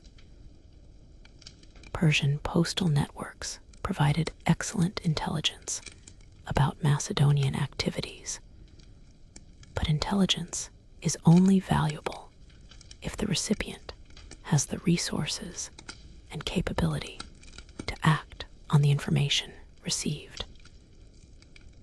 The most poignant Persian postal legacy might be found in the cultural transmission of organizational concepts that influence administrative thinking across subsequent civilizations. Islamic scholars study Persian governmental techniques as examples of practical wisdom. Byzantine administrators adopt Persian procedures for their own networks, and Mongol leaders consciously model their communication systems on Persian precedents while adapting them to nomadic cultural requirements. Persian influence on later communication development operates through what historians call institutional DNA, organizational concepts, and operational procedures that get transmitted across cultural boundaries and political transitions because they solve fundamental problems that every large-scale society must address. Persian innovations become part of the common inheritance of Eurasian civilization, preserved in practices and procedures that retain their essential characteristics while adapting to changing political and technological contexts.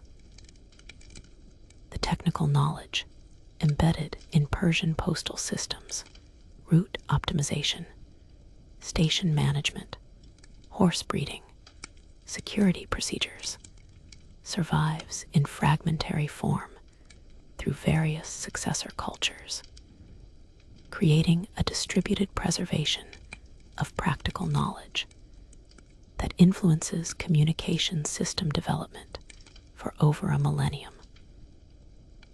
Individual techniques may be modified or adapted, but the systematic approach that made Persian networks so effective continues, influencing administrative thinking long after the original context disappears.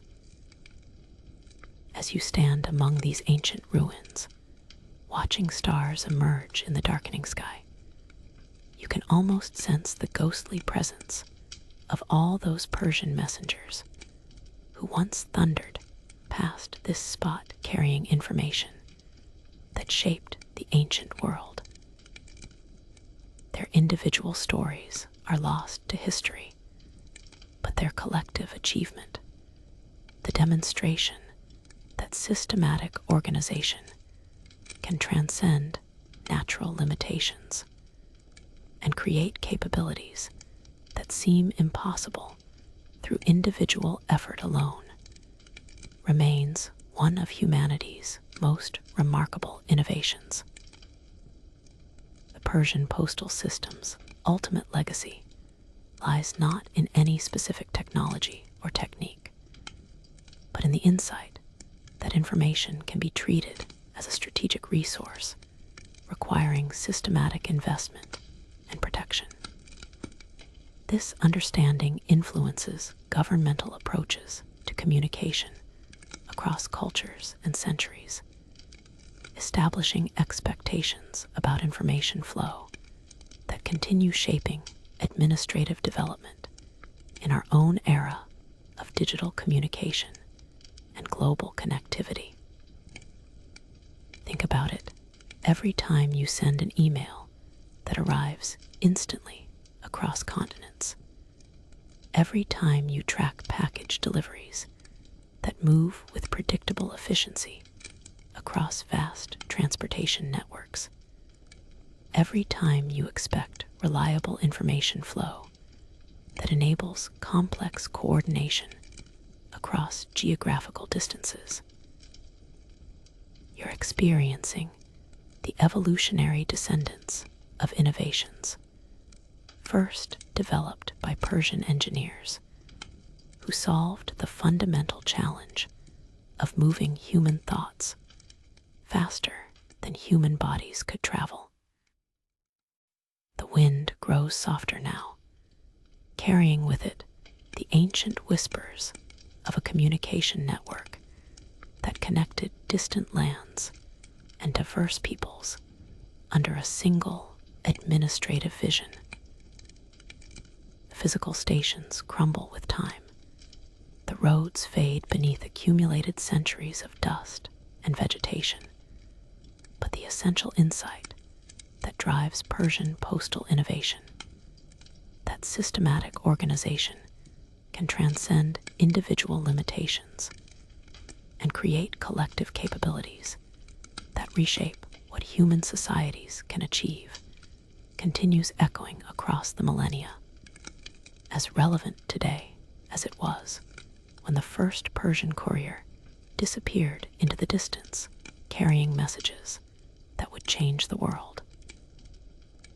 Sleep peacefully now, knowing that in every message sent, every network maintained, and every system built to connect distant voices, you are part of a legacy that began long ago with riders racing through the Persian twilight, an unbroken thread of human ingenuity that whispers across the ages, reminding us that knowledge, once set in motion, can outlast empires and endure beyond the dust of crumbling walls.